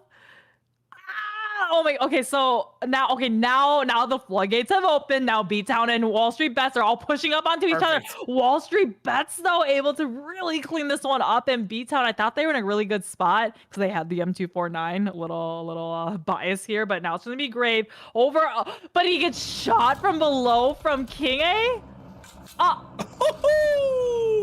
Oh no. Boring Protocol just comes in and goes, Oh, okay, you're not going to fight in a 1v1. Oh, well, okay, you know what? You don't deserve to live. Back to the lobby for both of you. We'll clean this one up. Down goes the trash, and we do see Hating free from rubbish. Of course, that's a pun. Both of you guys are amazing. Lazarus and Pro Air. Much love to both I of don't you. know. But the next circle does... Garbo. Santa is always, it's always in the beginning, and Fair, it's like, fair. nah, like Santa is like the throwaway game. People are like, whatever. But I mean, good to see some teams taking it a little more seriously. Like Nova, we can always count on them to do such. But yeah, it was just, what is that? 3 teams out already? Yeah, I believe that's, more than 3 teams. We're down to 11. So I don't know how many teams actually joined. Let me have a little bit of a quick look. 1, 2, 3, 4. Yeah, we've lost 4 teams, so we had 15 joined. Illuminati, B-Town, Lazarus, and Pro Era. Because remember, Illuminati got taken out by Syndicate. Yeah, you're right. I forgot about that. Oops, just said in chat, like, 5-minute delay. At this point, Pan, just run away, bro. Someone else like, WTF am I watching? Jay's like, what am I watching? Oh my god. It's worse when it's like the end of the game. You're at the very end, it's like a 1 versus 1. It's like that. And then you're just like, as a caster, you're like, oh, I gotta keep the hype up. But it's like, I don't know how much more you can say as we have this long, 7-minute fight at the very end of the match. So it's just like, it's like a boy and a girl that like each other. It's just like, no, I don't want to admit it. No, I'm a little bit shy. It's like, come on. It's like being at school again. But Dope have a pretty good position outside of boot camp. Not the strongest, but it's okay for the time being. 19 Esports there in Bootcamp Hill, which is absolutely fantastic. Ghost, you can see their spread right now is spot on. They have sightlines and passion fruit. Won't be able to obviously push with it. Hell, they won't want to. But when you're talking about just taking a shot here, a shot there to suppress passion fruit, it creates more space for Ghost. Yeah, definitely. Yeah, so Syndicate is coming to the back, but I believe Syndicate lost 1 earlier in their fight against Illuminati, if I'm not mistaken. They have 3 left. People are now coming in. Boring Protocol, they did their little cleanup and Hot Ting, finishing off, or was it? I'm trying to remember exactly how it actually went down between Lazarus and Pro Era, but HH24 knows exactly where Juancho is at, and they're both playing this little peekaboo game, object permanence, that this little game that you play with 5-year-olds, but at some point, somebody I think is going to get knocked here, or Juancho may be giving this information to the rest of his team and finding HH24 maybe a little overextending over the rock. Ogilvy do have the trifecta compound in their play, which isn't too bad. Boring Protocol need to be a little bit careful as they head a little bit closer to the south side, heading towards that trifecta area. Might be a little bit better off for them to even head into the blue across the kind of northern bridge and come in via the northern Bootcamp Hill. But we'll have to wait and see what they look to do as the next shift is about to pop up. Yeah, about to pop off to see where this one is going to go. And so far, they're kind of centered. The next one, centered. It is a little to the south. This one, however, has shifted over to the western side, centering onto 19 Esports, onto Bootcamp Hill. So most of these teams are within the circle. It's going to be up to the Panthers, Passion Fruit, Ghost, and Syndicate to come in just a little bit closer. But if they, the circle is shifting away from like that, there's not really a chance for any of these 4 teams to get back into the center. And that's why, Dope's position is really valuable because they have the compound just outside the boot camp and the hill right beside it. They hopefully will be able to send Ghost Gaming back a bit. If Ghost Gaming know what they're doing, they'll actually stay where they are in this Hmm. circle because that shift will send other teams around. So when they stay where they are, they have automatically more space. So I really like Oh that yeah. with Ghost Gaming. Some teams maybe, I'm not going to No. say panic, but think, okay, they have to pull off a varied rotation, whereas Ghost, look, they know what they're doing.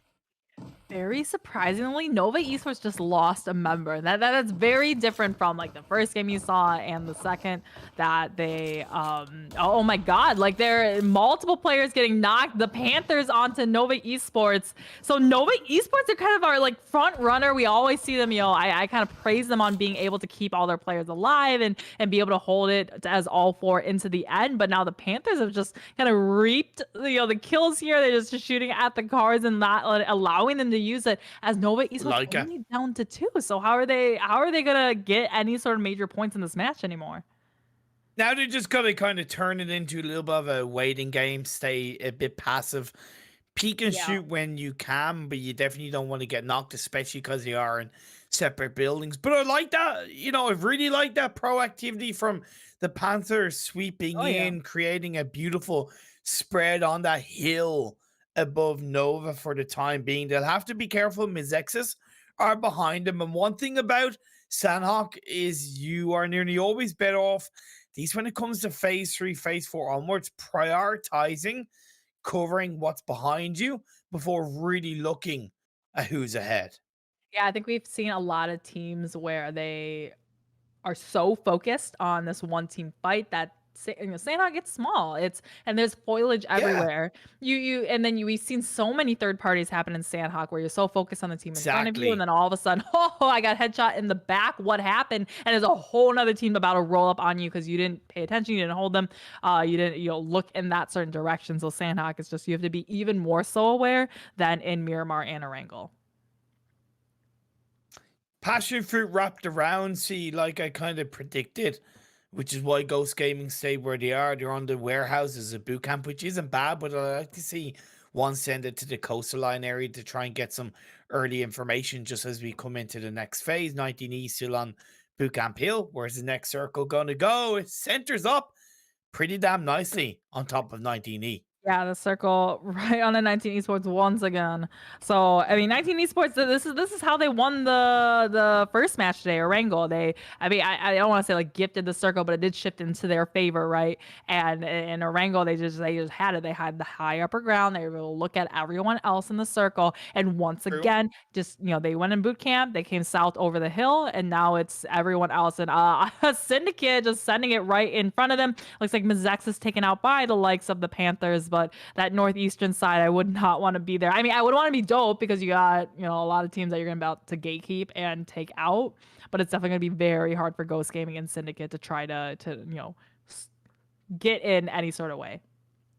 Like, look at that. Ghost stopped the second they heard and got an Syndicate, idea yeah. of another team getting close by. It's just That's that absolutely. awareness is so big from the likes of Ghost in these games, especially boot camp across the board. But Beowulf does get knocked. Dope open things up across the way. So taking two fights at once will black hole. become a little bit tricky.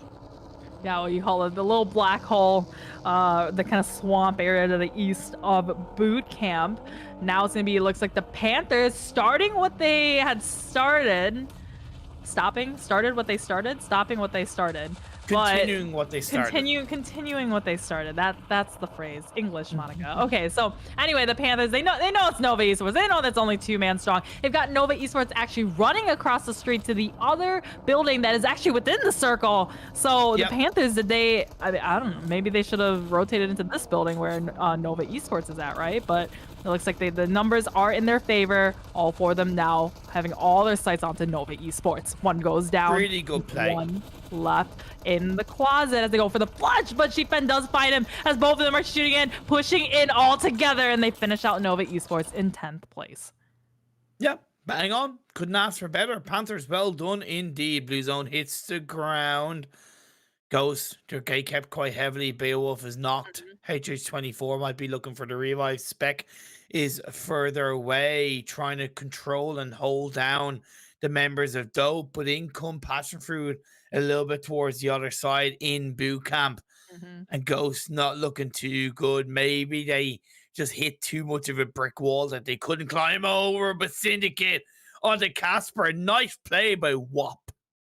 I mean, good thing for I mean, good and bad, but like bad that there's so many teams on the side. But like at least for now, good that Syndicate is going to be watching onto Dope and maybe able to kind of just squeeze in right behind Syndicate as Sleepless Passion for. Oh, now it's just kind of a bigger fish onto another. Prey become predator becomes prey, and it's just.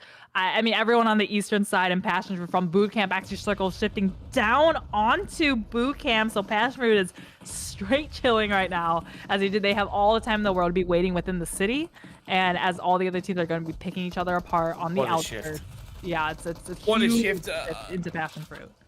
I really didn't expect that to be the case, to be fair, but they're rewarded by that commitment into the city. Sun hold things down, and Dope, they are eliminated. Yep. So Ghost HH24, last one left for him. Maybe he can Houdini his way into this circle. The Panthers, a nice kind of initiative from them, just sending it into boot camp. And I think, having Passion Fruit all spread out like this, able to have the different angles around, it did kind of leave them a little bit, weaker in, not really weak, but they couldn't, stop the full send into the city. And now they're going to be sharing it with a full team of the Panthers, as the play zone is actually the one to take out Team Syndicate. And actually one player, Aeson, still out in the blue zone, but HH4 was able to use that distraction and just kind of run all the way in as H does find the last player of Syndicate.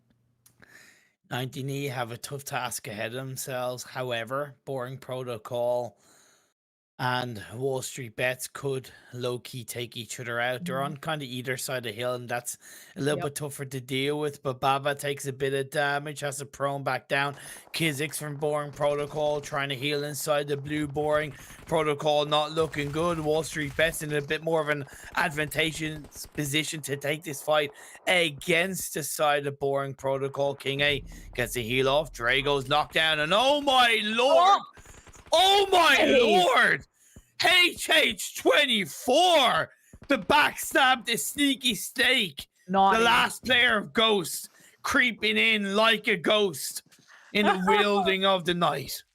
Yeah, so I mean, it's just those solo players, you cannot count them out. And Boring Protocol, they had their fair fight with Wall Street Best. 19 Esports a little bit further south down the hill, and Fame Boys finds Baba, shoots him in the back, and does actually get the wipe onto the rest of them as the play zone just takes out Fame Boys. So 5 teams left alive.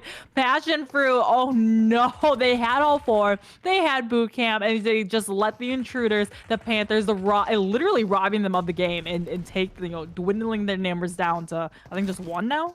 Actually, none now. Absolutely insane, and the circle shifts back away from boot camp. We're down to our final 4 teams. The Panthers, the final player of Ogilvy, just trying to creep his way in. 19E on the boot camp hill, and the last player from Ghost Gaming. Yeah, I mean, like that circle did shift up to him. So fortunately for him, he didn't really need to go that far. But 19 Esports are really setting themselves up to get another chicken dinner tonight. 3 players up, Carnage out of the match. 4 kills found so far. The Panthers, though, how are they being allowed to just kind of sweep their way in? I mean, the smokes are giving them a lot of cover. 19 Esports, I don't know how they don't have the visuals on the Panthers, as HH24 is going to be up the hill a little bit and just hoping that the Panthers hone all of their attention onto 19 Esports. I think the reason why is because that low ground is a tiny bit more advantageous, because any of the 19E players that stand up, way more of their bodies exposed. So I get why the Panthers were just allowed a little bit more heavily to make it into the edge of the circle. It's the fact that 19E didn't really look to make any kind of move, but HH24, he makes a move, gets a knock and a kill onto the Panthers that opens the door as he goes down. He was like an unknown fourth player to 19E. Legal prone down. He's gonna get knocked though. Musso left on his own in a 1v2, staying in cover by the smoke, trying to pull off a heel, but the hit markers come through, and that is a winner chicken dinner for 19E. I don't know how 19 Esports does it, and they just, I mean, it was very, very hard for the Panthers, and I think it was the right move for them to send it into boot camp. It was just unfortunate for them that it did come out of the city, but I mean, it was kind of GG's there because they're out in the open. They didn't have any more hard cover. Like at the end there, Moso, all he had to cover himself was just that one smoke from 19 Esports. So all Acer had to do was just kind of spray all throughout the smoke, get those little white hit markers, and then just, you know, just stay on that spot and finish them out. And that's exactly what happened. Those circles towards the end were very unique to me. Like, I've never seen it end on the boot camp hill like that. Right, when it shifted to the city, I thought, okay, it's going to be a bit of a city finish at least. But then it yeeted it away on top of the hill, and that was very tricky. I'm not going to say 19E didn't deserve to win, but there is definitely kind of a lot of luck involved in terms of they just survived with a lot of players up until the end. Wall Street Bets massively helped them against Boring Protocol. They had help from HH24, you know what I mean? So, again, it wasn't that dominating game one league, but at the end of the day, they survived. They won, they closed it out. It is what it is. Some games are going to go that way. Yeah, I think, you know, H was doing really, really well there, losing majority of his teammates, but still able to, you know, like, I think, you know, he got the kill on A-Sign. He was able to outlive Syndicate and Dope and all of them that were having to fight, headed down by that black hole area that you said. But they... I mean, yeah, he was just, you know, doing perfectly. I think it was just at the end there, the one player from the Panthers came a little bit too close to him, and then so he had to kind of take the shots with his M7 and then kind of announce his presence, and then 19 Esports. I think it was Acer was the one that did find him. Yeah, exactly. Man, just a weird game. We had those 3 fights at the start. We lost a few teams early on. It just, as I said, a very weird game. To be honest, it's there's not too much to analyze, right, Monica? There's not really too much to break down. Wall Street Bets, despite taking so long to fight B-Town, they at least did do a pretty good job to get into the upper half of the standings. But again, there's so much of this game that is unusual compared to a normal Sandhawk competitive. I know that is to be expected in this kind of invitational because the teams are pushing it a bit more, but this Sandhawk was unusually different to what we'd see in a competitive setting.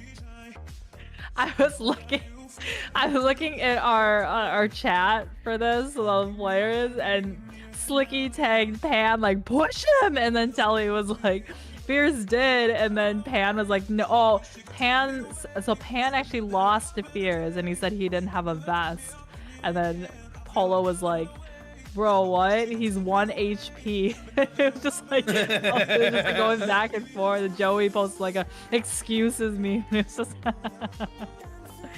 yeah, it was funny. So, because it's kind of true, because sometimes people get, it's something always be aware of, but sometimes people get too caught up in what they don't have, right?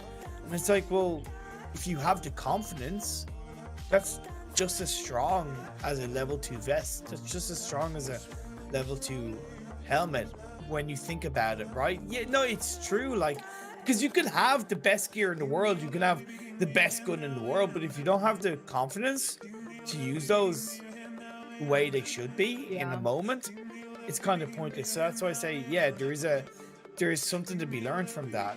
Don't worry about what you have, just go for it. Yeah, for sure. So we are going to be back with the scores after match 3, and I mean it's really XSET and 19 Esports like vying for first place. And right now after this match, both of them have, because I think 19 Esports was out last match. I want to say I could be totally wrong on that, but no wait. Yeah, no, 19 Esports has not been out yet. Okay, 19 Esports has not been out yet. So XSET is going to be one match behind them as we look at the overall scores, but I think it'd be safe to say that 19 Esports is going to be in first place after getting 2 chicken dinners. But yeah, so we will be back. Oh, first place of today. First place today. Yeah, first place today. Not overall, but yeah. So it'll be match number 4. Match number 4 will be the chance for XSET to catch up for today. Yeah, so we will be right back. A couple more minutes for these players to get in.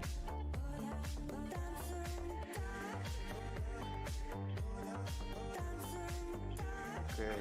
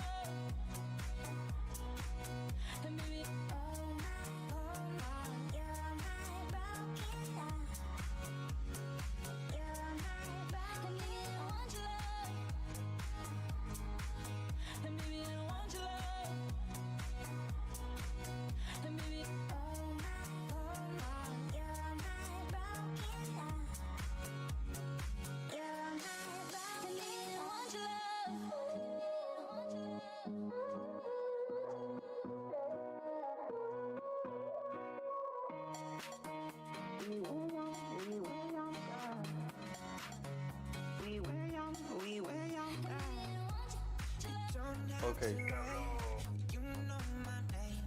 Sunshine and rain. Some things don't change. Thinking about the days we were younger. Innocent in our ways, we were dumb. 5 seconds.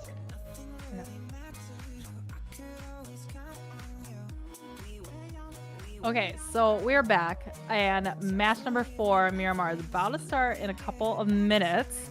For this match, we're going to have Group C sitting out, which will be 19 Esports, Nova Esports, Mazexus, and B-Town Esports. So one observation that myself and Imperium had over the break was that 19 Esports, so just today's scores, 19 Esports is in first right now.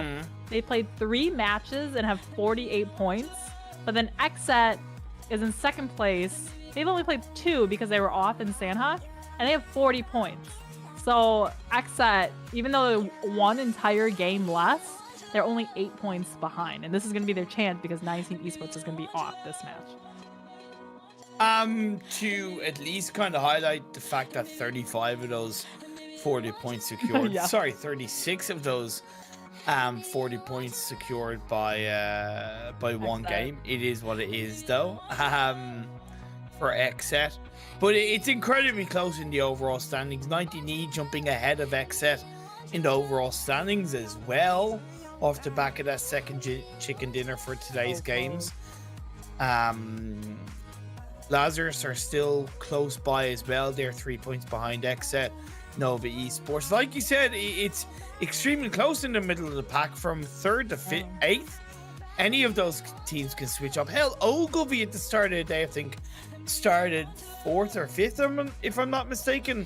And yeah, they're not that far away, but they still dropped down to 9th. You love to see a close scoreboard, right? But yeah, 19 Esports, they're going to be second in total chicken dinners with 8. But it's just crazy though, just looking at some of these points. I really love having these. I know it's tedious just to have such a long league, but just to have it, you're really able to accumulate like the scores, the points. You're able to see over the long term. It's not just, hey, we had a great 2 days out of the 5 days that we played and we're in first place. It's like who was consistently good the entire league and is able to kind of replicate what players are, how many days, how many matches these players are going to play, and replicate that for PMPL that does start next week. Playing path is not too bad, a bit to the north, so it makes it harder for kind of Los Leones / Jumeirah. Drop teams, there you go, find my words, good job. Lazarus going to El Azahar, Syndicate going for that north 2-2 split. I know, man, it's 2 o'clock in the morning. That's my excuse, I'm sticking to it. Boring protocol, shifting up north. Okay, so Syndicate pretty spread out on the north, kind of northeastern side. And where's Team X at right now? X usually they usually end up going, yeah, say Monte Nuevo. This play they could have, it was fair enough going. They secondary drop would be Campbell Militar, but yeah, they always put the preference onto Monte Nuevo if they can get there. Very far southern circle, so I wouldn't be surprised if some of these teams like Ghost, like the Hit List, like Godson, they're gonna recognize as a really southern one. Probably not that many people right in front of them towards the center of the circle, so you can just loot up, get just the bare necessities, and then just rotate into the circle and just do their kind of second loot at that second small compound that they end up going to. But they're able to beat the crowd, give a little more room to the teams a little bit to the north than that they know are going to start crowding them in a little bit after they finish looting. Yeah, you're dead right. You're absolutely dead right. Okay, so the Panthers and Ogilvy, very interesting on each other's kind of drop spots. Ogilvy, very weird spread. That phase 1 is awkward to the playing path, but it is also a very easy message for the teams who are on the west and the east. So Godsend, Xset, Dope, all of those 3 teams should be instantly thinking, let's rotate to the southern half of the circle. So for Godsend, you have the Los Leones Hills, maybe the northeast Los Leones Hills for dope. You could have the Yep. kind of south Tumasera Hills, or even the western edge of Los Leones would be a pretty good spot, and something similar for Exa. Yeah, we already saw Dope kind of moving all the way in there. The Knights going up to Cruz Day Valley, so I'm betting them for them. They're like, we should just long jump. They go for the vehicles, go all the way to Los Leones, because they would have been sitting nice and pretty on that northern side of Los Leones, and then just kind of waiting as all the other teams. Now they're kind of in the crunch, right? They landed pretty far up north, pretty close to Syndicate, and I want to say Passion Fruit all the way up there. So they're going to be, just trying to, I mean, they're going to have to rotate through a couple different teams. And it's putting them a little bit more risk than I think they were hoping for. But I'm sure the Knights will make their way in as our, number 2 team overall. They show us, they know how to rotate in a hard circle. Hey, look, I'm just putting it out there. Coops wanted me to join the lobby and be their IGL, saying the Alucard is shit, so I wanted to, but look, I have my other duties, my civic duties to cast and have a bit of fun. Otherwise, Coops, anytime you name the time, you name the place, I'll IGL you to victory. Bring it on. PMGC, we'll go far. Let's bring it on. Yeah, Knights, Xenox. I mean, like this back. Okay, so I think some actually no, never mind. I was gonna say, before maybe like a year and a half ago or something like that, we had some teams that these players, they like to have their skins, they like to have their clothing and everything. But we had Exet back then was like the try hardest team ever. They would turn all their clothes into like the most basic black clothes. They'd turn off like all the gun skins, take off all the car skins and everything, just so nobody could possibly recognize them. And then in the game too, they like turn off so you can't even view their character in lobby, that you couldn't even like attempt to see what they look like.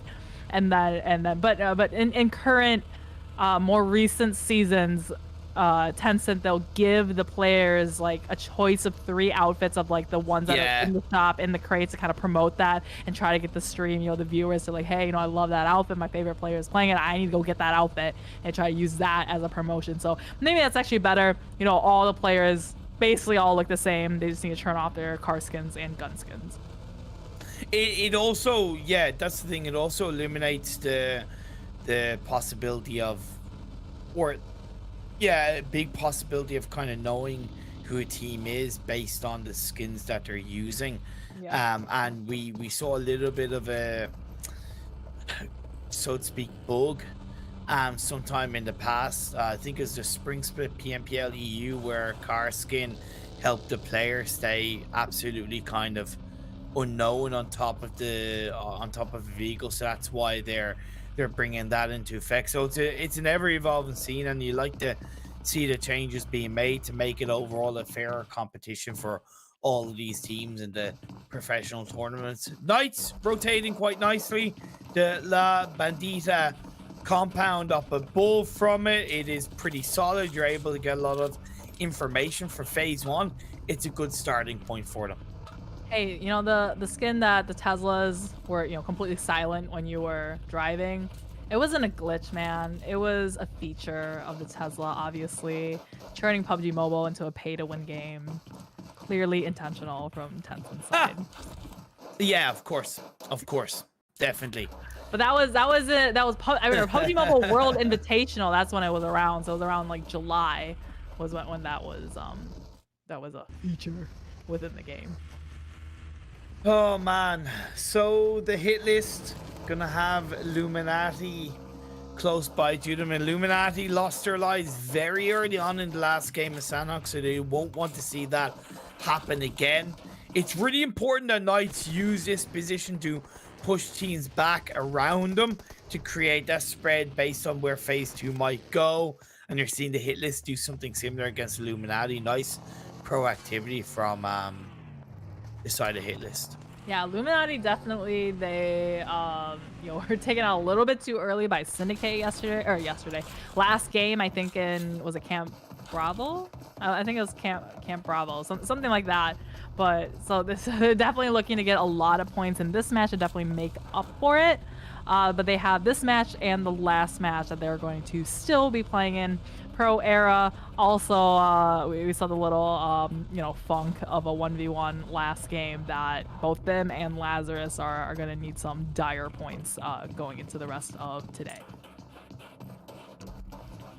Boring Protocol taking their time to rotate into the circle from the north.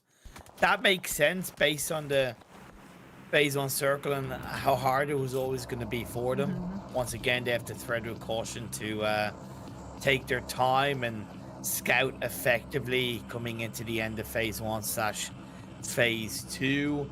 A lot of teams really converging in the center of this phase 1 between La Bandita and Los Leones. God's ain't going exactly where it's suggested, by the way, Monica, the Los Leones Hills, but they do have a little bit of company in the form of Wall Street Bets. Yeah, Wall Street Bet. So they were the one that were able to. Out of them and Knights, who both go to Los Leones, they were the one that decided to we're gonna go to Los Leones, and I did see them drive kind of all the way out there. They're staying on the southern side of the city, and I think it's smart that they're giving all the room to the other teams. You're like, hey, I really doubt anyone's gonna come in this general direction. We can stay here, stay 4-man, see everything that's happening in the kill feed, and then come into maybe stage 5 or circle 5 or 6 or something like that. Finally seeing their first team. But the hit list coming in from the kind of power grid split-ish area. I think it's still pretty early game here. What makes for a little bit quieter of an early game definitely makes up for a super intense, action-packed end game. Yeah, and I like that Godsend have reacted to this phase 2 shift where they had a bit of a heavy southeastern position, which made sense for phase 1. With the phase 2 centering up, it makes sense for them to shift a bit more up north, and they have that compound outside of Los Leones where they're going to have a good few sightlines on Lazarus, to be fair, across the board, who hold on to a heavy spread, I might add. Now, someone in chat has said, King JD, if Lazarus win this game, they'll order me the Lazarus jersey. So, yeah, Lazarus, feel free to win the game and get me free jersey. I would rock a pink Lazarus jersey, no doubt about it. I'd love to wear that, especially with October 1st is Breast Cancer Awareness Month. So everyone, there you go. Wear your pink. Wear your pink. Buy a Lazarus jersey. Save some boobs.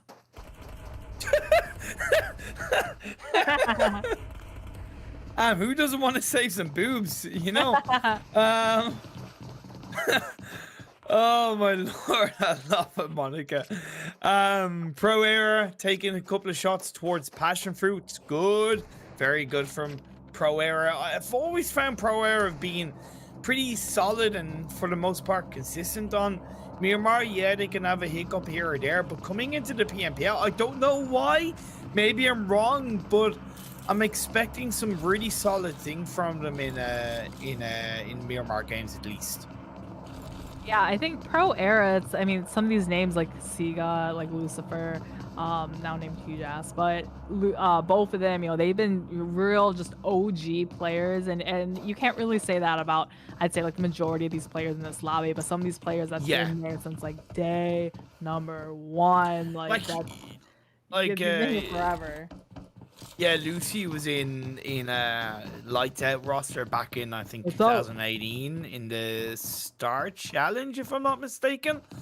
That's over 3 years ago now. It's ancient in the world of esports as well, to be fair. Feels like it's amazing. He's a PUBG Mobile boomer. One of us.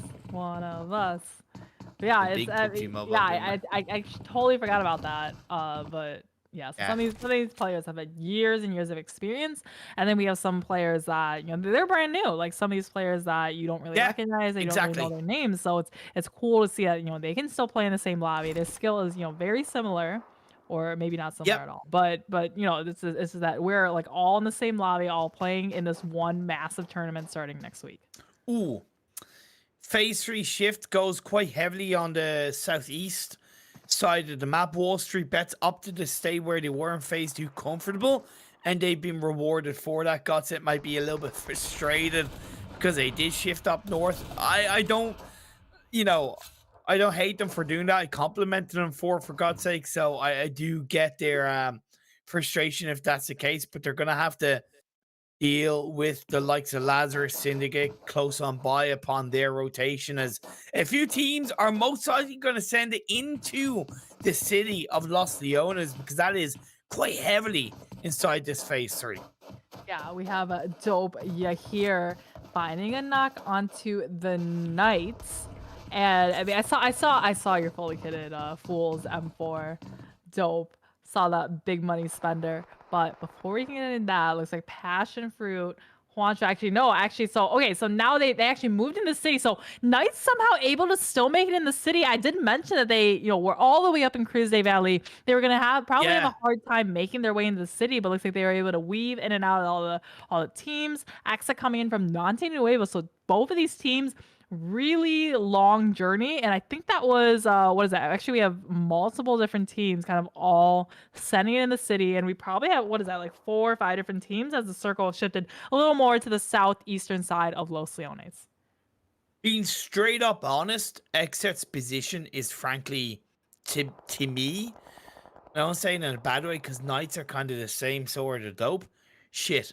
Those 3 teams are in a really shit position. If you're going to commit to Los Leones, you don't want to really be in the center of it. You want to be on the edge. For example, the Panthers, they're in a much better spot. Ghost Gaming, despite not having as much information on the eastern side, at least being on the western edge, they're much able to deal with a hard shift away from the city compared to the 3 teams that are in the center. So it's not just Xset, it's those 3 teams really, not gonna lie, a little bit poor on phase 3 to commit so deep to the center.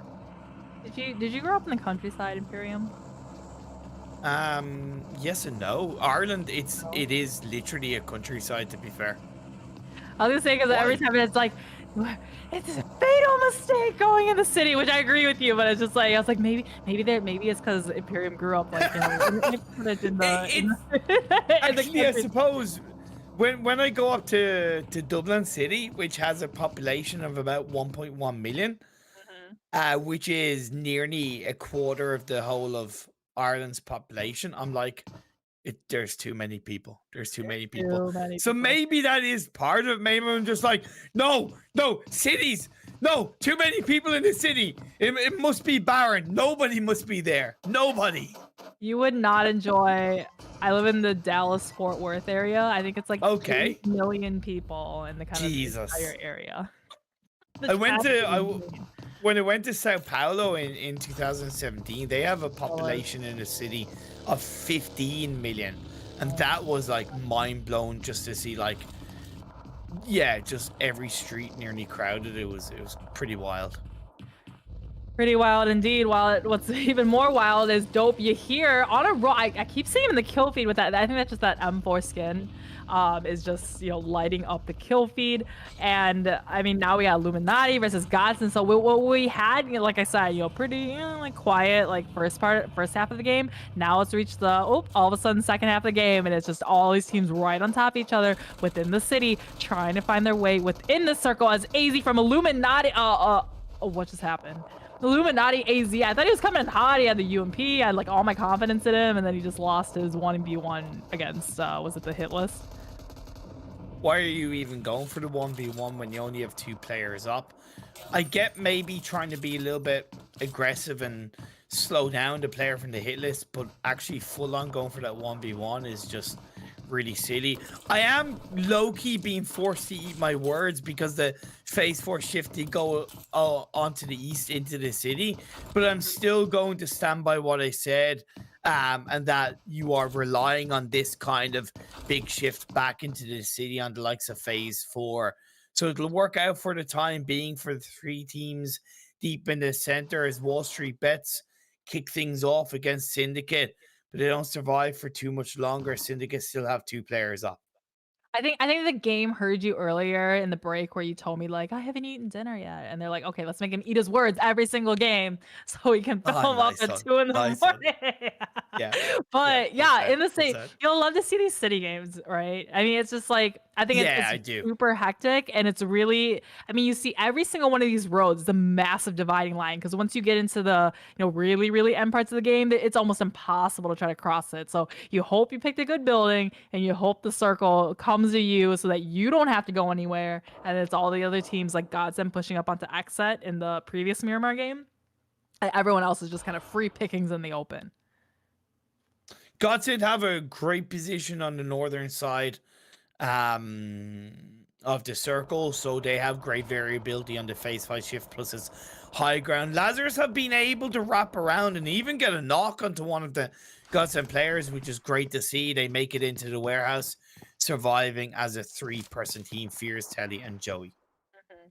Yeah, I mean, Lazarus, I think they, need a lot of points from, not really getting that many points the last game. And remember, they were in maybe like third place or so, and then just, die. I mean, having that fight with Pro Era, even though they technically won the fight, they died, a second afterwards to Boring Protocol. They didn't really get that many points. And they did drop from, I think, from third into like fifth or sixth or something like that. Yeah. Just because the points are so close together. Oh my lord, a massive southern shift right into the heart of the city.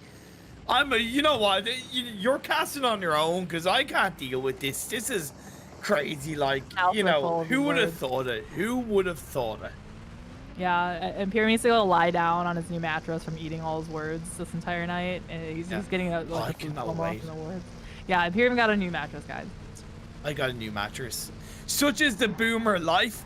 You're happy to get a new mattress. Look forward to it, guys. You'll enjoy it. I was like, at what point did I get to the age where like these new like household like items is just making me so excited? But okay, so Ghost, they still need to get in. I think they had Spec knocked at one point, so it kind of slowed down their rotate into the circle, so they don't really have a way to get into the center again. But I look at the miniature map and look at the northern side. It's 1, 2, 3, 4, 5, 6, 7, 8 teams just all on the northern side. And I mean, there's only room enough for like a couple of teams up there, but I would not at all want to be on that northern side of the circle. Like, Godsend full sending it into the circle like that, although they only lost one player, I think was just a little bit desperate. I don't think they needed to do that. They could have hovered around the blue zone while a lot of teams took each other out. I feel like that would have been a little bit better, as the Panthers has one player knocked. Make that 2. And the Panthers, they did so well. I think it was them to push up onto Nova. Or one of the games, I may be speaking out of my butt right now, but Kira finding Jaua. So, I mean, now it's as Lazarus, it's their turn to kind of push all the way up this building. And remember, they only have a 3-man strong, so they'd be even more cautious. But Xenox throwing a nade down the hole, finds Joey, and it's going to be 2 left alive, pushing against 3 players of Knights. And once again, Chico first one out from his team. Had to point that out. Coops going into FBP mode, stabs him in from behind, doesn't quite get the knock. However, the bullets in the barrel will help to drive him through. A knock and a kill going in on his own. Coops the dream, but he gets knocked down. Where's Alucard? The IGL gets knocked. Xenox is left on his own. It's all going horribly wrong for the Knights of the Round Table. Horribly wrong indeed. So I mean, just Xenox left alive. Oh, we got a one. Oh, he fears again in a 1 versus 1 this time against Xenox. Halfway held it. He does. So he won his 1 versus 1 against Pan the other day, or the other match. But it's Xenox. He really just does not lose those. So it's gonna be Xenox once again. I mean, he was the last one from his team alive, just like in Orango, I want to say it was, but able to save at least 1 teammate. That was wow. Okay. Like, it shouldn't have been only 1 player left for Knights, because Coops did such a good job of kind of opening that up, but he made a bit of a mistake. Yep. A lack of synergy on that push, and at least Xenox survives on his own. Godson still up as a 3-person team. The circle shifting over to the northwest. Dope still in play. The Panthers, now they're going to have to push their way in. A lovely pre-nade by Legal to try and push back the members of Godsend. However, out inside the side of the building, Passion Fruit are calling. Legal jumps up, gets a knock. The window's in play. Walks into the balcony, confirms that kill. Waits in line. Good play by Legal. Yeah, Legal. I mean, first and now it's the time to quick breather and just try to get some air back in his lungs. But Illusion and Legal, Passion Fruit, they still, I mean, both of these teams are going to be outside the circle. Actually, these two and plus the other 3 teams right by them, still the circle is coming in now. They're on the fast side. And I mean, Juancho doing what, Godset had done before, and full sends it into the circle. One player, I mean, he was not going to use that buggy anymore, but I mean, it was so loud. Dope knows exactly where he is, and actually it looks like Yahir just wanted to, like, I don't want to take this heat, and I'm just gonna back up into the other building as Juancho has now found his little corner, literally putting baby in the corner. He's just gonna wait and see if he can, just survive a little bit longer. And why not?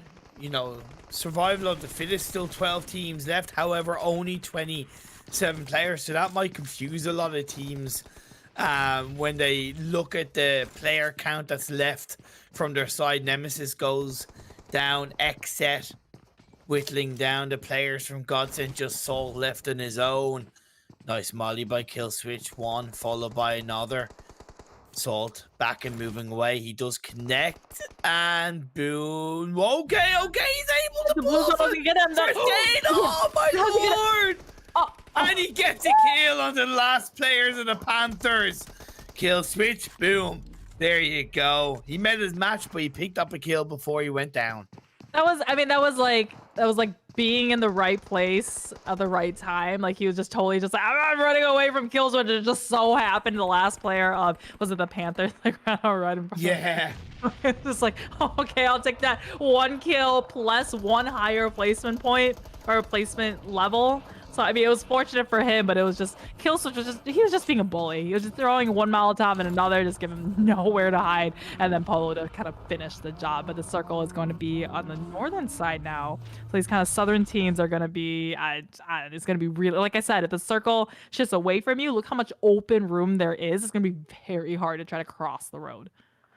Monica, one word to describe this ending Yes. for every single one of these teams. Yes. Clusterfuck.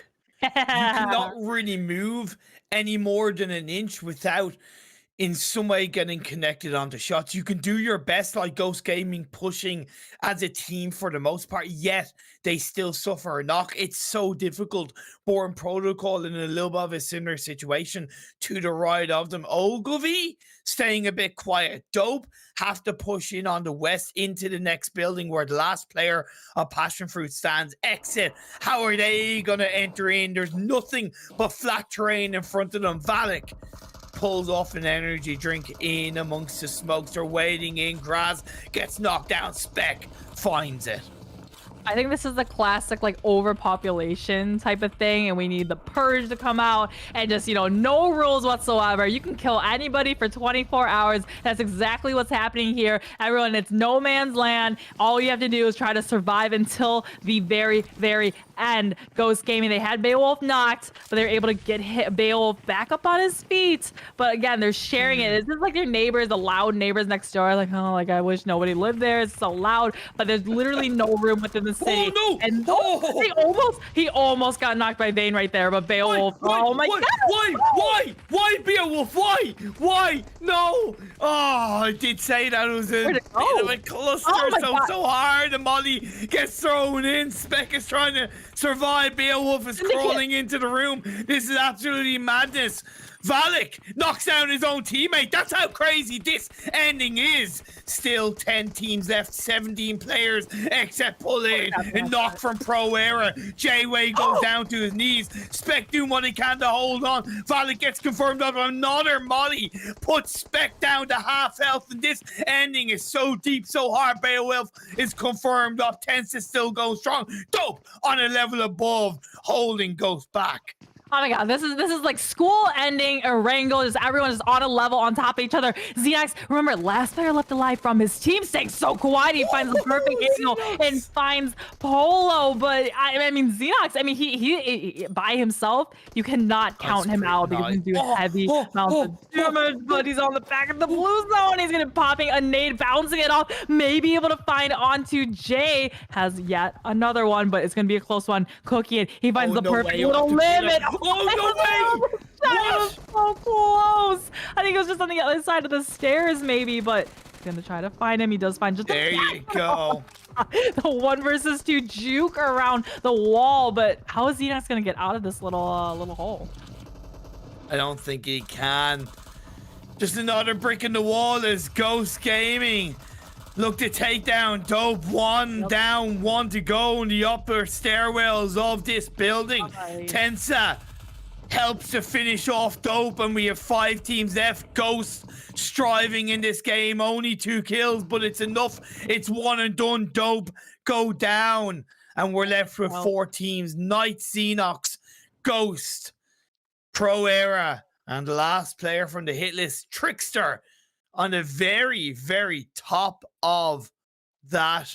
Was a scaffolding? Yeah, that scaffolding. Is he on the very top? As far as I know, he is. Almost on the top. I mean, the thing here is like, I mean, I definitely do get a little afraid of heights in the game too, and it's definitely like when you're this high up to try to look all the way down like this, and you're like, I don't want to get too close, I might fall all the way down. And now that they're hugging the wall right below them, Pro Air, they literally cannot shoot right below them to try to get the last 2, but they left Spec for dead, you know, getting knocked right there. There's gonna be 2 from Ghost, a Pro Era, 2 up high, but the hit list, I think there's 1 player left all the way over there.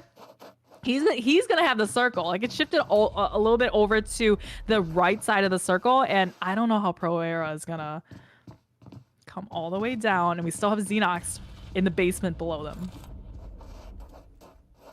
This is gonna come down to this final circle. This is gonna be this little bit of a heal strat, and when you look at the first aids that Fishy has, lots of energy drinks, 4 first aids. This is looking pretty good for him. Xenox still going. He's been able to move out. Fishy, trying to use that TPP perspective to get some information and take down the last player of Knights. His teammate is covering another angle. I think the best bet for Ghost, in my eyes, is just to push up the stairs and hope for the best, but that's easier said than done, to be honest. I mean, this is literal madness. This is literal madness. Literal madness, and we might see a med off. I mean, we haven't seen that quite yet, and I cannot remember the last time I saw a circle like this. I've seen it a little bit further, but not all the way over there. Oh, Seagull, she's getting knocked to the play zone. I think they just Pro Era maybe making a mistake of going all the way up there and not having a way to come down. They can't jump down. Like, Fishy's gonna die immediately. Ghost Gaming does find Xenox, so it's gonna be HH2 versus Tensa. Fishy up above. I'm wondering how many meds he has. Okay, he's got 4 first aids. Yeah. Going boosting all the way up.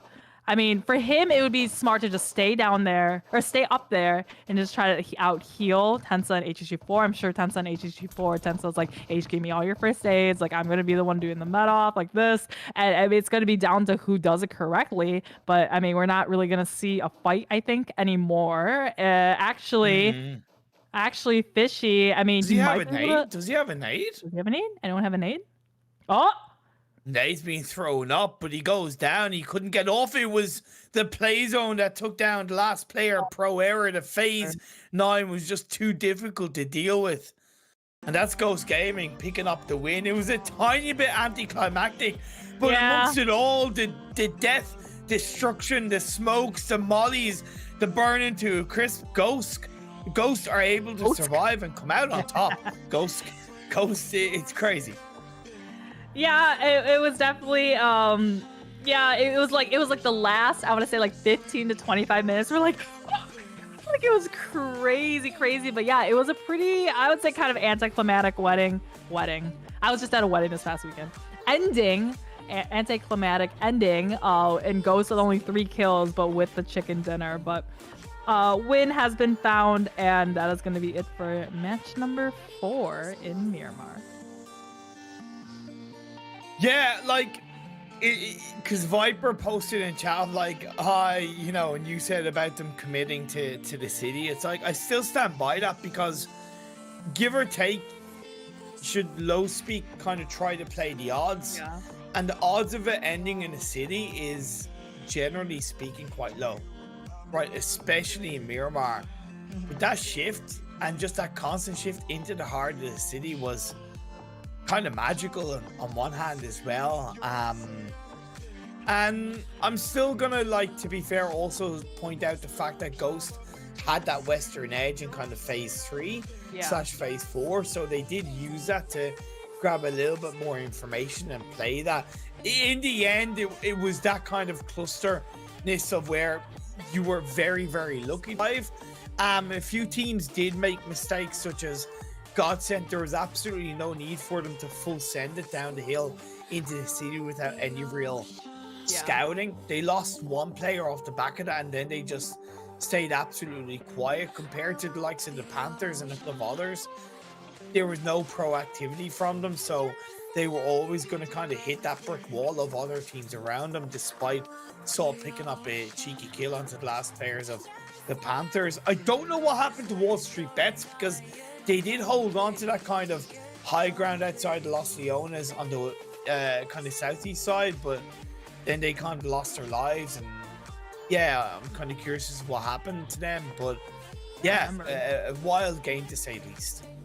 Yeah, I don't remember what happened to Wall Street Bets, but they had that like southeastern side, like away from everybody. They kind of had first pickings of the circle for sure. But we will be right back. We'll go over the scores from this game and the overalls, and then we're getting into the very last match for tonight. If you guys enjoy this action, we're also both of us going to be back for tomorrow, which will be the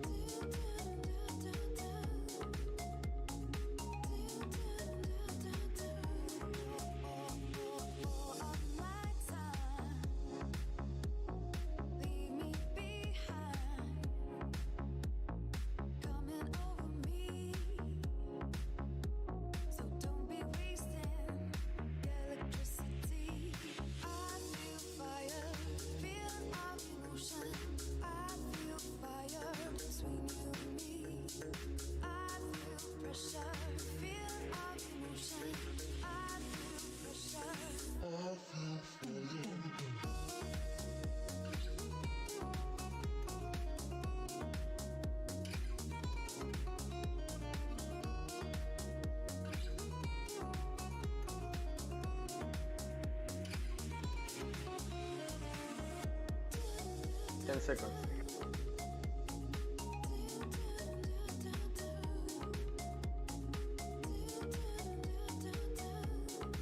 Okay. You're back.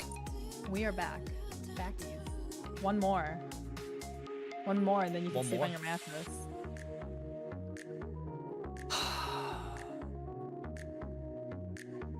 He's like, I really want to sleep on this mattress, man. Actually, no. To be fair, I can't because I have to do video editing after this for like an hour and a half, and then I can probably sleep. I've gotten what was I gonna say? I just like totally lost my train of thought. I just like looked at the scores and I just saw like X that's 21 kills and I just like lost my train of thought. But anyway, let's go ahead and see the overall scores right now out of all the matches. So we have Ghost Gaming. I didn't think they'd get another win, but I guess 13 wasn't enough. So 14 wins and 854 points. Almost 150 points over Knights that are in second place with 5 chicken dinners. And Xset, they came back up to third place. Remember, they kind of dropped down to like 5th place, I think it was before, but they got 7th with 4 kills that last match. Honestly, like that was like a disgusting. I'd be. Well, it's like I'd be impressed with Ghost if they got 15 wins. You know, 14 is okay, 15 but is like 50... lightweight, like not impressive. It's like, do you even lift, bro? You know. Obviously, I joke. Insane from Ghost across the board. Once again, extremely close Knights. Getting back up. Actually, no, sorry, holding on to second exit, moving up to third. So they are now ahead of 19E, but it's close with, once again, Lazarus, Nova as well. I think Nova and Wall Street Bets have slipped a little bit compared to what I maybe hoped, and Boring Protocol look kind of flat in tonight's games. I think one of the things that's hurting Boring Protocol, if it's something they're going to follow through with in PMPL, is how slow they are to rotate. Sometimes they need to be a little bit quicker. For sure. So looking at these overall scores, we're going to get into the last match of the day.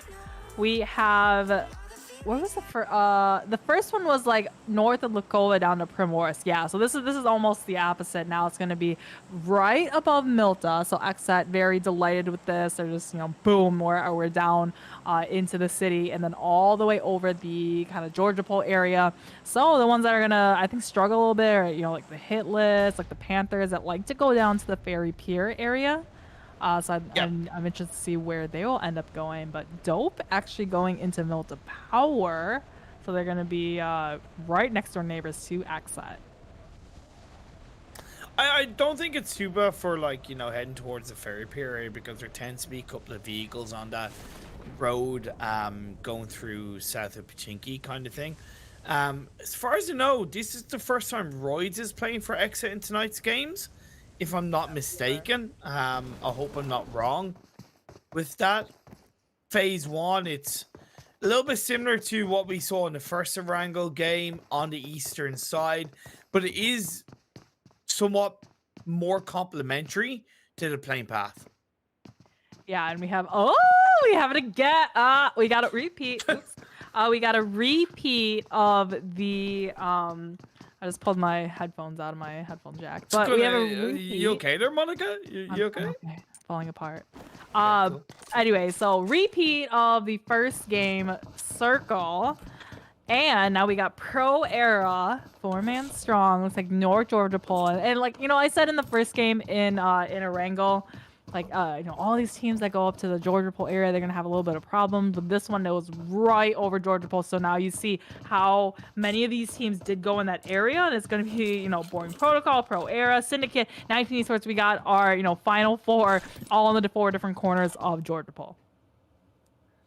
19E, what they did once again, and I made note of it, I believe in a Miramar game, Leon dropped away from the rest of the team to pick up a vehicle, taking it away from Ogilvy. Simple, but it can make a world of difference, not only to 19E moving away quicker, but of course Ogilvy moving away further. And it's going to be important that 19E pull off that rotation at the right time, whether it's super early or super late. I imagine it'll be a little bit later to give freedom for the likes of Ghost, Ogilvy, Nova, Lazarus, and Illuminati to kind of push a little bit deeper into phase 1. But still good play from Leon. Yeah, I like to see, you know, Godsend right in the center of the circle. So I'm gonna think that they're gonna like all meet up into, you know, that one compound next to OP Dip, or kind of all. I think they might meet up in Shelter because it's a little bit more central from Walmart and that area. But I mean, we got our 16 teams because the one team that didn't play tonight, this is their match to be out. So we got, you know, full lobby for this last match of the day. And Nova Esports, like you said before, you know, they're very good at managing their time, and they're already in their cars, they're already rotating and looking for a better spot within the circle, because their farm spot a little bit off to the edges. So we'll see. So far, all these teams still in their kind of looting / early rotational phases. Yeah, it's really kind of what makes Nova stand out against a couple of other teams. Knights, as now their rotation into a more central position will be quite easy for them. Zex's 2-2 split between Mansion and Lipovka is pretty good for the time being. For Pro Era and Boring Protocol, that rotation isn't really that difficult. It's more the fact that even when they do enter the circle, most likely on the kind of northwestern edge through the north side of the river, there is going to be very much a lack of information that they'll have to be aware of. The hit list going for 4-man looting split between Quarry and Ferry Pier. All quiet on the western front. Passive start to the final game of the evening. Quiet on the western front, quiet on like all fronts right now. But I mean, if we go dive into the center, we see Illuminati and Godsend actually very, very close together onto the dips. I think Illuminati was just doing a little drive-by. You know, they actually didn't really stop by them. They're going to continue to rotate, and I mean, the 4 or 5 teams kind of right in the center of the circle, they're starting to mobilize, get in their cars, and they're starting to rotate a little bit closer into the center of the circle, as these other teams like Pro Era, all the way out here, you know, haven't really made any sort of movements, you know, towards the circle at all. Oh boy, Lazarus probably should be pulling off a bit of a deeper rotation to the east of where they are, but I find it interesting that Lazarus are sending 2 players to the north of the river. Maybe they were thinking of a possible technical bridge camp against the teams in North George. However, it looks like they were just picking up another vehicle, which makes sense for this phase 1. Knowing where the vehicles are located is, as always, incredibly important in PUBG Mobile. It makes your rotation quicker, your awareness sharper, and just everything about how you play the game is a lot more fluid, especially as an IGL. What I do find interesting is, compared to game 1, Nova aren't committing quite as heavily to the lumberyard area of the map. Yeah, they're like, lightning does not strike twice. And they're like, there's no way it's going to end there once again. And I'm actually pretty surprised at how far west Ghost is, you know, not really close to the center, with B-Town going to, remember that kind of infamous, the Panthers went down into the military base, and instead of rotating to the kind of northwestern circle, they actually went all the way to the opposite way and went to Novo and just kind of wiped out 3 members of B-Town. So a little vengeful, maybe a little easy pickings over here. Xset, I believe this is the exact same spot that they did take in the last game, because like I think, was it? Roughly, yeah, roughly the same spot. No, you're right. It's roughly the same spot. It's quicker than the likes of Godsend, but I think Godsend a little bit similar to Nova, opting to not go so deep into the center circle. And honestly, I think that's a better position for Godsend to be in. They're a little bit more comfortable playing around there, and it's not so much of a commitment. It's a pretty deep rotation for Knights. I wasn't expecting it, but I approve of it for the time being. The museum building is theirs to hold on to. Mizexis have a 2-2 split. Actually, sorry, 2-1-1 split between each side of the prison, and then one a little bit more up north. Starlight still looting on up. Lazarus hanging around the tadpole tip of the river for the time being. And this is what I talked about with the space. Yep. 4 teams to enter in from the west. 19E now starting to move in. Yep. So Pro Era Syndicate and these teams that they land so close to each other, and actually Syndicate only one player left alive. That's gonna be Aeson off in the distance and way too far away from the rest of his team. He actually got spotted out, only halfway health. On the receiving end of all of the shots from Pro Era, and I think it's C got a little bit higher, has this little angle onto Aeson, but the rest of his team a little bit further down below. But I mean, this out of zone circle fight, it's like, why? But Pro Era, I mean, and they basically have 3 kills confirmed so far onto Syndicate. I think WAP is trying to, he was going in sort of in the direction, but I think it was a GG's for him. So only Aeson left alive. His only hope is to hopefully get a car. We got a drive-by. Come on. Monica. No. But Monica. The circle? Monica. That circle.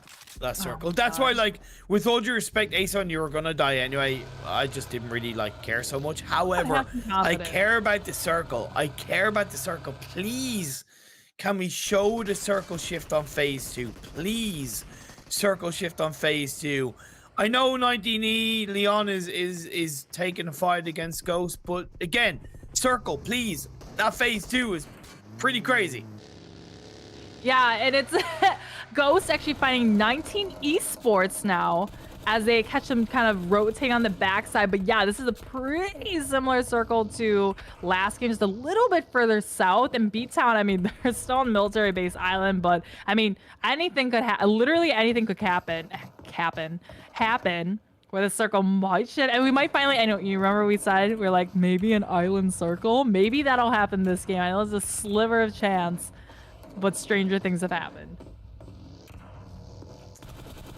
It's just, it's more the fact that the shift was even still encapsulating military island. That's why I find kind of crazy about the circle shift. And it does take away a good bit of the landmass as well, because you have about 15% water in play as well. So between that kind of southern half of the circle, there's a good 35% away from these teams to control. I like the rotation from Godsent, not quite a straight out send. It's more that kind of angled rotation through the lumberyard to be on towards that mini Milta area. Yeah, 19 esports finally joining in on the circle. We see Accept Polo. That was the same roof that he was at before. Now Lazarus trying to fight against Boring Protocol again, out of the circle. And this was, who was it? It was who was fighting against Syndicate before? Pro Era. With Syndicate, it was Pro Era. Yeah, so it's just all the teams that are up in the Georgia Pole areas finding each other and killing each other off because Syndicate and Pro Era, they landed on the eastern side of Georgia Pole. Yeah, but Lazarus dropped in Roshawk. Why were they there? What's the purpose? I know this is just an invitational, but I'm just forced to ask, what is the purpose of you still being there on phase 2? I get Boring Protocol because they dropped in North George already far away and they're known to, kind of take passive rotations, and they wanted to avoid the likes of Syndicate and Pro Era, but man, there's no excuse for that rotation or that position from Lazarus. I think they were just slow coming out of Razak, so they found them to the north side of Yasnaya Lake. But yeah, I think it was why did they rotate all the way up that way that late?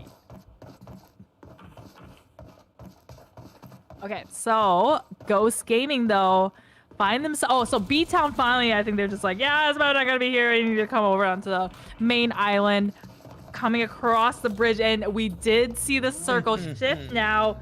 Really centered on the eastern side of Milta. So hey, country boy, we got another city finish. Country boy. Country boy.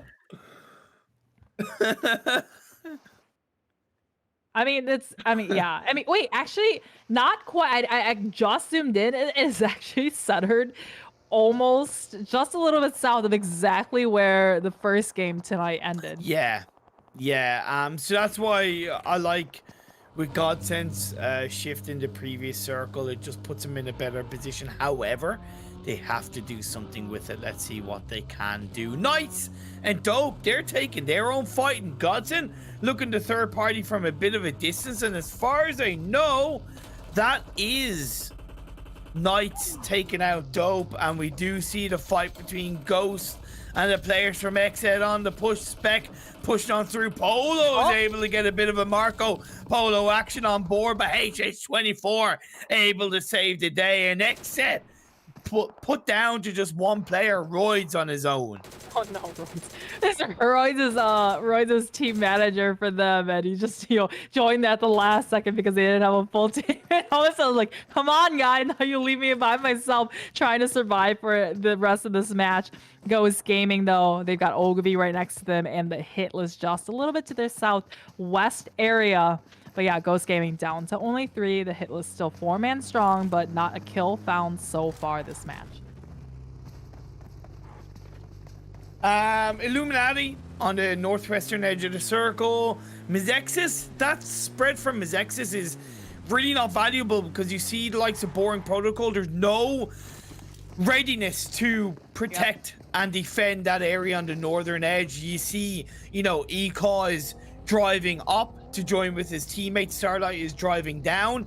When you're talking about a team trying to get set up, if you are not set up and you have to move, your focus is away from the fight. So not just timing, but focus is taken away from the fight. So that was definitely a missed opportunity for Mizexis to push back Boring Protocol in a much stronger way. We're seeing Vayne from Team Ogilvy, definitely one of his, definitely the top rigger on his team. Mizexis, we have Keto, who, he had that clutch 1 versus 2. I think it was on Wall Street Bets in Miramar in match number 2. Looks like just at the top of Lion King. Oh my God. Oh, that scared me so bad. I thought he was going to fall all the way down into prison, but fortunately for him, it's just kind of the second tier onto here. But Boring Protocol finding Kino now onto the side of the rock. So, he wasn't out of the water, but he definitely needs a revive. But Boring Protocol, they're advancing now. Looks like they're pushing, and they know it's going to be, 24K. Next one to go down. And it looks like kind of easy pickings onto Mizexis from Boring Protocol. Look, I'm not saying Mizexis knew that Boring Protocol were going to push on this space, but there's a reason why I say what I say in this kind of situation, because it speaks for itself. Starlight's left on his own because they didn't set themselves up to defend the edge of the circle. Yes, you're not going to have a lot of teams breaching from the north, but if that's the case, then don't hold on to the north, right? It's just that little bit of a thing. And yeah, Mizex has paid the price. We do have a little bit of a fight outside the circle as the next phase shifts up north, and deja vu, big deja vu. Right where 19 esports is at right now, that's where Acer, that's where the circle did finish the last. So I think the game was like, I hear you guys like lumberyard circles, and just sent there once again for you guys to play, just this time on the eastern side of the hill. Looks like the hit list. You said, preparing, trying to go. Starlight does get finished out by Jag from Godsend. So out goes Mizexis out in 13. A little bit too, earlier than I thought they would go. I thought Mizexis would be able to survive a little bit longer, but Boring Protocol. Oh my God. Boring Protocol. Oh no. Oh, what? Oh, I thought he was going to win it, That was eject. It was quick. Unbuckle the seatbelt, eject out of the car, and then spam the crouch and try to win the 1 versus 1. But he got him down to 1 HP, but it definitely was not enough. And Boring Protocol is gonna win that. Yeah. Also, I just don't get why you push like that. It's just so kind of silly. Leaves Trickster left on his own. He's in a tiny little shack. It's outside the circle. Illuminati pushing up onto a hill towards him. 19E are in a very similar position that they were in game 1 that they won. Could we see a back sorry, not a well, technically back-to-back Erangel, if you want to call it that. I'm going to call it that. Also, oh my God, a game 3 win could be down the line. Bro, did you see AZ almost take himself out? He threw the Molotov and it didn't go inside, and he almost threw it on himself, and he had about 10 HP. But I mean, Trickster, he came out of his own, the mouse out of the hole, and gets finished off by them. Now 19 Esports losing Leon. Sam can just barely see Faker out. Oh, that was fatal mistake. Driving in the middle of the open. I think some tires, maybe some damage onto the buggy. And, all he could do was just run in the open. So that's going to be 19 Esports, Sam collecting. Actually, no, it wasn't Sam. Somebody else stole the kill, it looks like, as Carnage gets knocked from his team. Illuminati going for a little bit of a commitment push into the edge of the circle. Going to get close to the Ogilvy players. Now, it is just 2 there, and they're very heavily separated, so I can't see them do much about that. Can gets a knock onto AZ. Mango's going to return fire with an instant knock. Carnage was knocked down as well. So that's 19E being put under a lot more pressure compared to game 1 of the day. They haven't really been able to hold their own, and plus because not as many teams have kept to the western edge in the early part of the game, they've had a lot less teams helping them in this one. I like Boring Protocol's move here. They quickly identify circle shift to the east. They know the north is free for them, and not like, hey, I'm gonna television on all the fights happening over here. We're gonna send 2 go for the circle, and the other 2 to follow up eventually if they can collect a couple of kills. HH24 from Ghost finding Chico from the Knights, and I think the Knights already had 1 casualty earlier. So 19 Esports Carnage knocked once again. Sam and Acer needing to pick up the pieces and try to get the 3-man strong and try to go for the circle. This should be a Boring Protocol win. For the most part, it should be a Boring Protocol win. Illuminati go down. Nova left with 2 players up. Dang. They've yet to enter into the circle. They're going to have to really tread lightly. A couple of shots in the direction of YDD by Knights down at the bottom of the hill. So it looks like Ghost just got out of this position as they got a knock onto Knights and then just send it in, and Sheepfen was able to. I thought Sam was going to be able to get away from it, but Sheepfen able to see the hit markers and just tagged up Carnage just a little bit more. Next YouTube video from Sheepfen, how to spray with a red dot into the distance to take out your team or take out your enemies. It's like, I love the fact that you're just predicting what he's going to do video on, but it's a good idea. It's a good idea indeed. Boring Protocol, I said it should be their game off the back of covering their angles. They have a 2-2 spread for now, which is very valuable. Ghosts have sent it up in towards the direction of Boring Protocol, and Pro Era wanted them knocked down, but hopefully the revive will be laid out. Jag open things up on the B-Town as well, down towards the southern edge of the circle. Yeah, I like how we're just kind of like going around the circle as all these fights are happening. Boring Protocol still, HH24 still not revived yet. This nade could be a really, really good one as it just goes right over the rock. And it looks like just missing out as Boring Protocol fate. I think, recognizing this, and he's like, I'm just going to back up just a little bit. We don't need to take this fight quite yet. And coming up into safety, into the loving arms of the rest of his team. But look at how much northern circle control that Boring Protocol currently has. Yeah, Boring Protocol, don't overstep your mark. I'm all for spreading out and kind of controlling the area, but it's still a little bit too early to be spread out that thinly. You don't have the massive control that you'd like to have. Plus, there's a lot of teams around that can take each other out. Chico, looking for the nade. Is that gonna cook? That's gonna cook! Jag gets taken down. Nemesis follows suit with the double knock. God said they don't know what came to them, and they get blown to smithereens. Knights of the round table pushing on in towards the dip. There's still 1 player up, but it's gonna be that 2-man push, and Knights come out on top. 7 kills, the experience, the confidence, it shows, baby.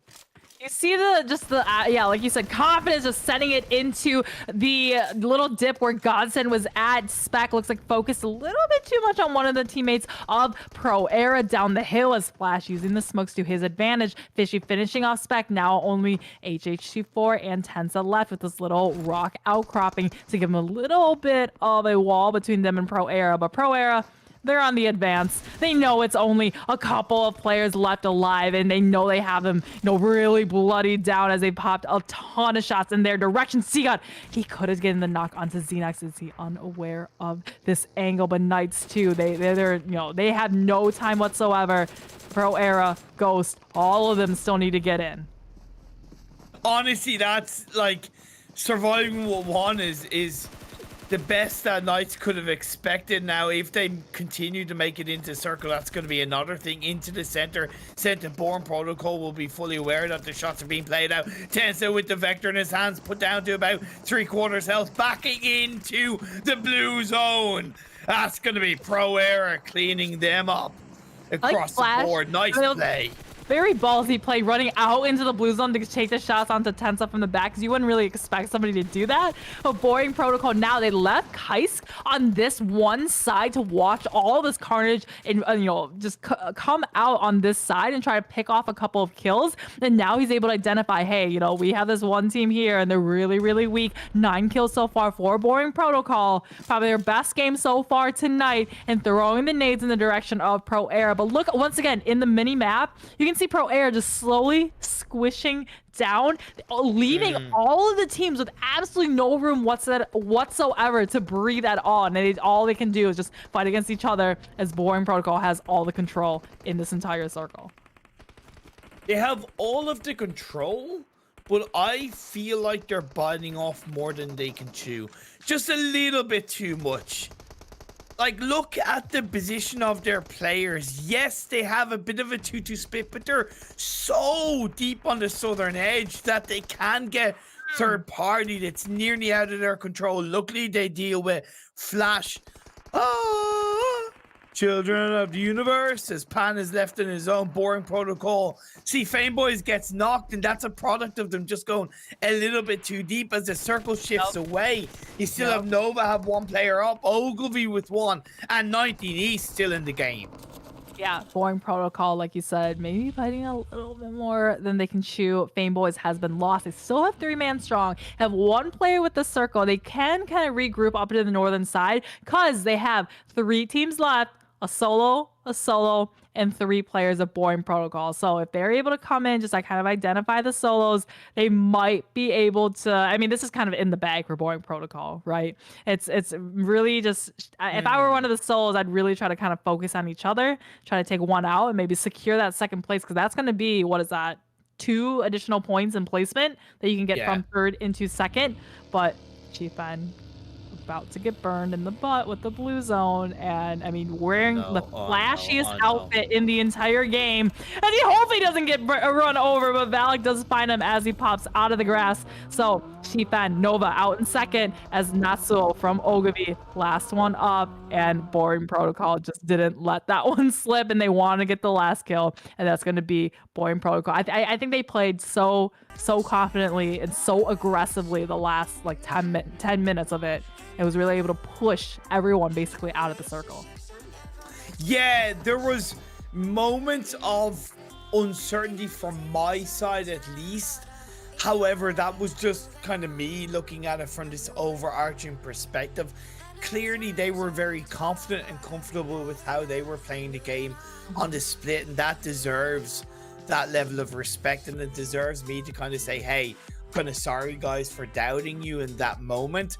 So well played on that chicken dinner. You can see with the amount of kills, they weren't shy across the board. Yes, they opened things up with a squad wipe onto Lazarus, and then they punished Mizexis massively on the Prison Hill. At the end of the day, from there, that was 7 kills, and they still ended up getting 13, so 6 kills, holding and controlling the north high ground just outside of Lumberyard. I called them getting the chicken dinner. Loki wasn't sure with their split, but they got the job done. Nicely done. Hey, maybe us as casters, like at the beginning, we can be like, hey, I think this team is gonna win, and you say all of them, and then at the end you're like, see, I told you guys, I told you that, Boring Protocol is gonna win, right? Of course, Like, of course. I was right, guys. I can see into the future. But yeah, so that was game number 5. We do actually have the overall scores right now. So this Wow, they're is amazing. Mercy and Christy. I think it's all Mercy actually, because Christy had to jump in for or no, it was, never mind. The fourth player of the come in at the last second. So yeah, Christy and Mercy working together and got it done real fast. So we can go ahead and show the overall scores after tonight, like including tonight's games. The overall scores. And we do have the last day is tomorrow. Myself and Imperium will bring you guys 7 p.m. Eastern time tomorrow, last day of this 19-day event. So definitely do not miss it. So once we can show the scores, we will go ahead and read that off to you. Yeah, we'll look to bring it up for you guys. It's going to be pretty cool. 19E had a fantastic day overall, let's be fair. And they got 2 chicken dinners. Even in this game, they got a 4th place with 7 kills. They had, I think, even another good game as well. So, yeah, 19E definitely stepped up to the plate, and their 3rd place, 4 Knights in 2nd and Ghost in 1st. Oh, Boring Protocol winning that last match did jump up. What was it? They're like 6th or 7th somewhere in there. I think they were 6th or 7th, yeah. Yeah, and jumped up to 4th with 599 points. But again, like 9th through 4th points. Yeah, it's really not that far away. It's like one good game from Ogilvy and maybe like a couple, maybe 2 bad games from Boring Protocol would give them the chance to jump up over them. How many games in total has it been, Monica? Do you know off the top of your head? In the 18 total, days. or like 18 multiplied by 5, right? Well, but you mean like total matches in total, or you mean how many matches each team has played? Because each team every night only plays 4. So technically, I guess so it's 4 18 times multiplied by 4. 72 games so far. 72 games. Yep. 72 games. After tomorrow, it'll be 76. 72 games. Sorry, 72 games. Yeah.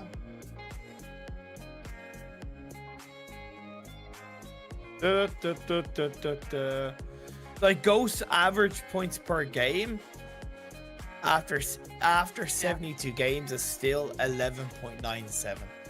The average is just pretty fucking incredible. 72 games, hitting an average of just under 12 points per game. You might as well call it 12 points per game. That's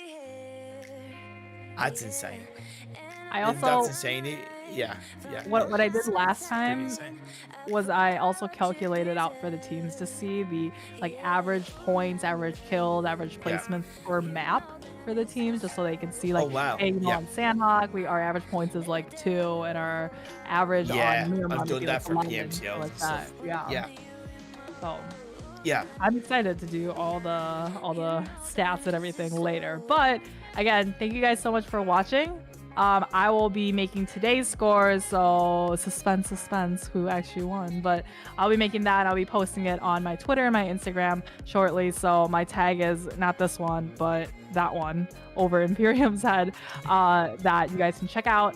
So I'll have them up very, very shortly. And then overall scores, you guys already saw. No.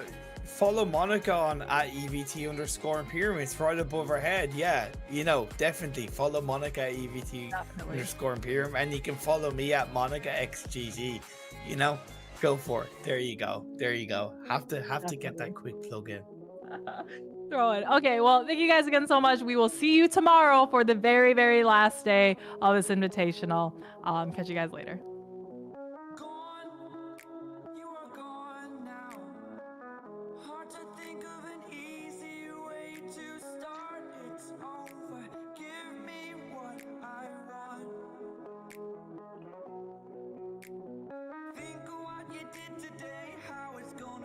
I've got a bunch of real good reasons that I'm needing